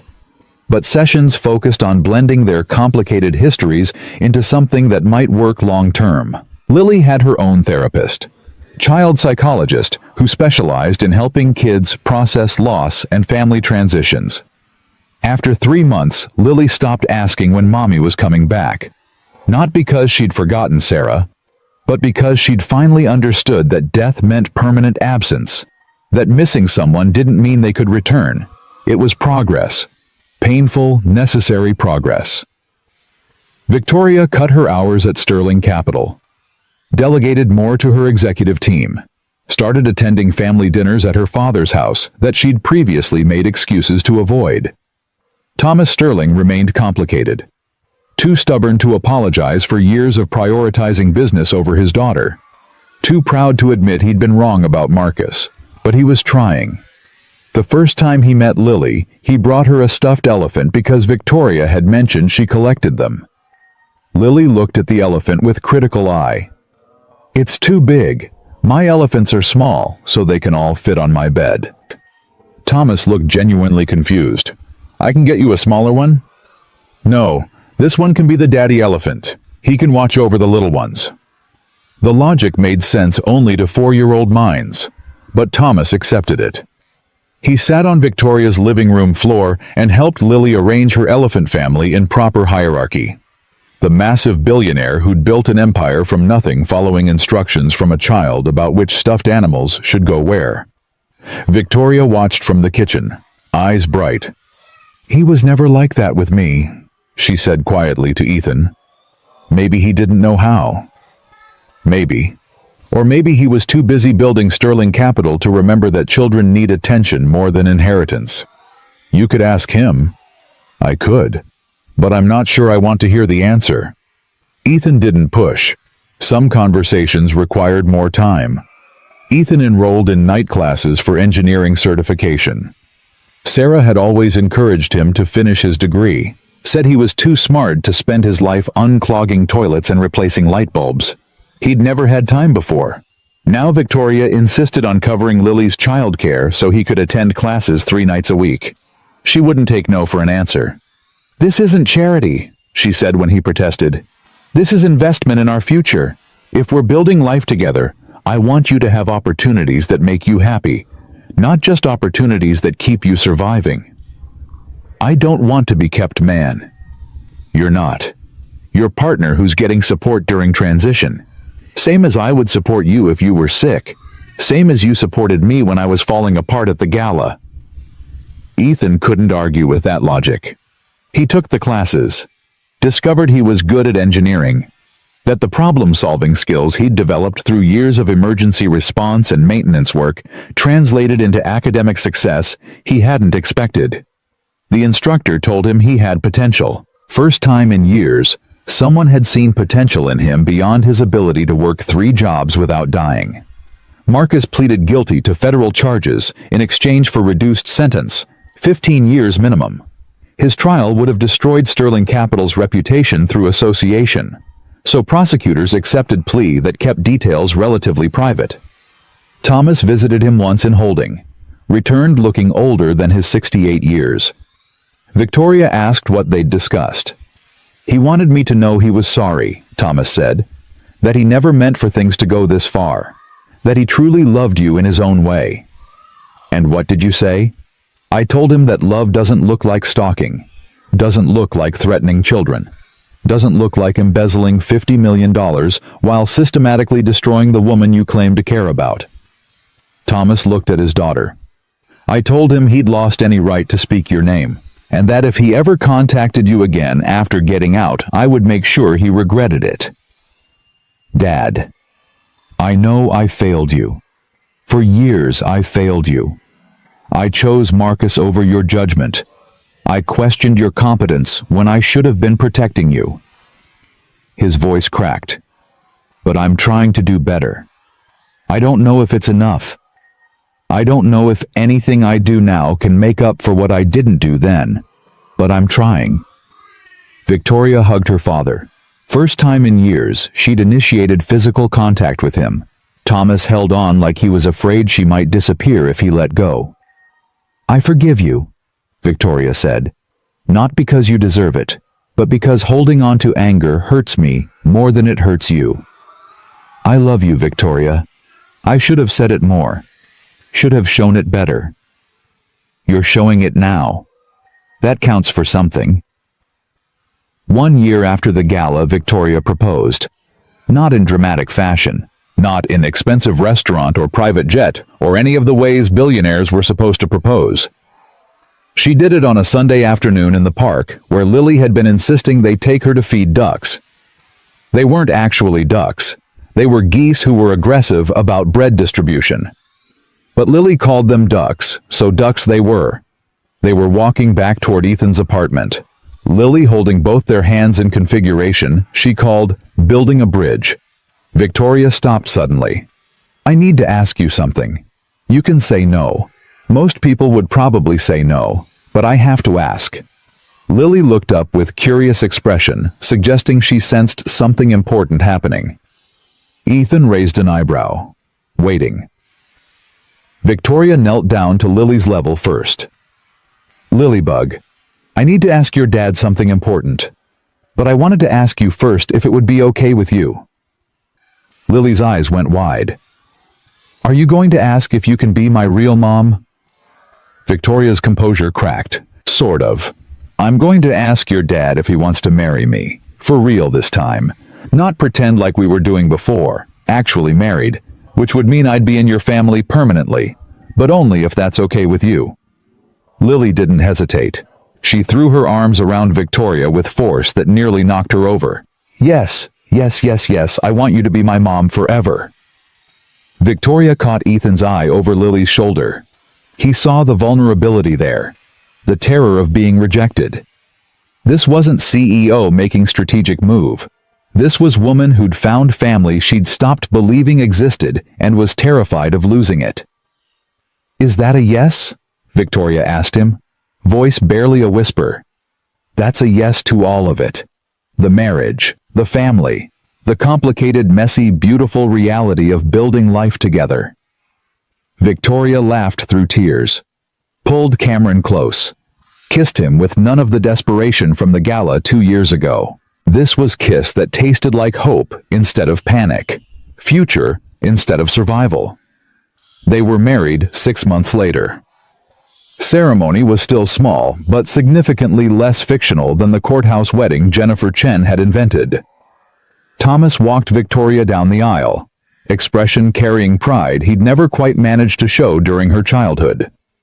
Mrs. Rodriguez stood as Ethan's witness, tissues ready, makeup already ruined from crying before ceremony even started. Lily was flower girl who took her duties very seriously, scattering petals with concentration that made entire audience laugh. She wore purple dress because purple was her favorite color. Victoria had insisted. At the reception, Thomas approached Ethan during the dancing. "You kept your promise. You've been there for her. I'll keep being there for as long as she'll have me. My wife used to say that the measure of a man wasn't what he did when success was easy. It was what he did when survival was hard." Thomas paused. "You survived, and helped her survive simultaneously. That's rare. I'm still figuring out the whole being married to CEO thing. Pretty sure I'm going to mess it up regularly." "Good. Marriage that's too perfect isn't real. Marriage that survives imperfection is worth having." Mrs. Rodriguez found Ethan during a quiet moment. She'd been crying for 3 hours straight. Claimed it was allergies. Nobody believed her. "Mijo, I'm so proud of you. I couldn't have done any of this without you. The past 4 years, all the nights you watched Lily, all the mornings you made her breakfast, none of this happens without you. That's what family does. You're not technically family. Family isn't about blood. Family is about who shows up. Mrs. Rodriguez took his hands. Sarah would be so happy for you. You know that, right? I think so. I hope so. She would. She always wanted you to find someone after she was gone. Made me promise to push you toward happiness if you got too stubborn about staying stuck in grief. She made you promise. 2 weeks before she died. Said she knew you'd try to martyr yourself. Said you'd work yourself to death out of guilt if someone didn't remind you that Lily needed a father who was alive and happy. Not just alive and surviving. Ethan's throat closed. Sarah had been planning. Even at the end. Even when she knew she wasn't going to survive. She'd been making sure he'd have support. I wish she could have met Victoria. She's watching Mijo, wherever she is. She's watching and she's glad. Lily appeared, demanding that her father come dance with her, because the music was perfect for spinning. Ethan let his daughter drag him onto the dance floor. He spun her until she was dizzy and giggling. Victoria joined them. The three of them dancing together in configuration that felt like it had always been this way. Like the two strangers who'd met at a gala had always been meant to become family. The years that followed were imperfect in the best ways. They moved into Victoria's penthouse permanently, but they kept Ethan's apartment too, used it for storage. For nights when the city felt too big and they wanted somewhere smaller.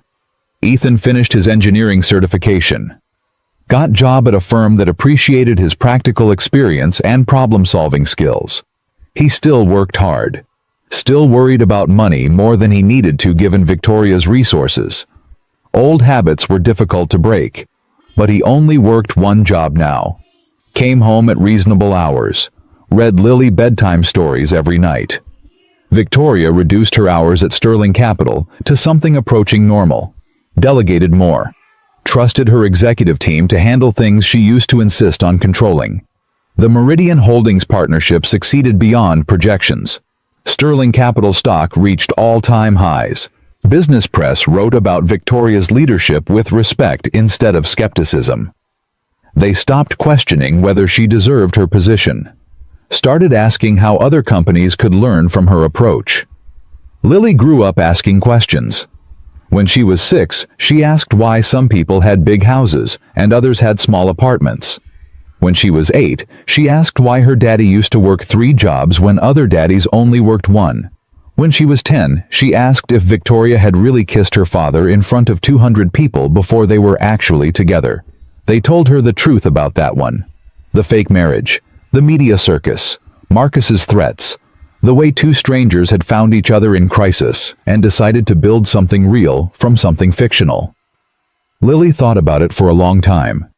So you lied to everyone. Yes. Ethan didn't sugarcoat it. We lied because Victoria was in trouble and I wanted to help. It wasn't the right thing to do, but it was the thing we could do in the moment. But it worked out. It did. This time. But lying doesn't always work out. We got lucky. Do you regret it? Victoria answered this one.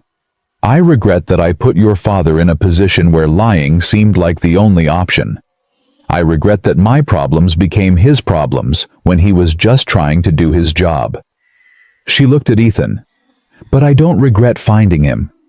I don't regret that the worst night of my life led to the best thing that ever happened to me. Lily nodded, satisfied with this answer. I'm glad you kissed him, even if it was weird. It was very weird. The weirdest. But sometimes weird works out. When Lily was 12, she asked if she could start calling Victoria Mom instead of just Victoria. They were having breakfast. Normal Sunday morning. Nothing special happening. But Lily had been thinking about it. Processing it the way she processed everything important. I know my real mom is Sarah, and I know she's not coming back. But Victoria's been my mom for 8 years now. And it feels weird calling her by her first name when she's the one who makes my lunches and helps with homework and tells me stories about her mom who died when she was 19. Victoria's eyes filled with tears. You can call me whatever feels right. I want to call you Mom. But I don't want to forget about my other mom. Ethan reached across the table and took his daughter's hand. You won't forget about Sarah. Having two moms doesn't mean forgetting either one. It just means you have more people who love you. Lily considered this. Okay, Mom. She looked at Victoria. That feels weird. Good weird or bad weird? Good weird. The kind of weird that works out. Victoria laughed through her tears. Yeah, that's the best kind. Years later, Ethan would think back to the night Victoria had grabbed his collar in desperate panic. He would wonder what would have happened if he'd said no, if he'd extracted himself from the situation and returned to his 3 jobs and his careful invisibility. He'd probably still be working maintenance, still barely surviving, still teaching Lily that life was something to be endured rather than experienced. Instead, he'd said yes to helping someone for 10 minutes, which became 2 weeks, which became a lifetime. A lifetime of waking up next to someone who understood that survival was just the first step toward actually living. A lifetime of watching his daughter grow up with 2 mothers who loved her. A lifetime of discovering that the armor he'd built after Sarah died wasn't protection. It was prison. And Victoria had been the key. Lily grew up asking the question that started everything. Daddy, when people need help, are we supposed to help them? Ethan always said yes. Always. Because he'd learned that sometimes the person you help ends up helping you right back. That sometimes a desperate kiss in front of 200 people leads to a real one that means everything. That sometimes 2 strangers who meet by accident become family on purpose. And that sometimes, not always, but sometimes the universe rewards people who reach out instead of walking away. Ethan Carter had walked into that gala as invisible maintenance worker with nothing to offer but kindness. He walked out as husband, father, and partner to a woman who'd changed his life by accident, and on purpose, and in every way that mattered. That was the truth of it, simple and complicated, painful and beautiful, real. Because love doesn't ask if you're ready, it shows up when you least expect it, and if you're brave enough to reach back, it changes everything.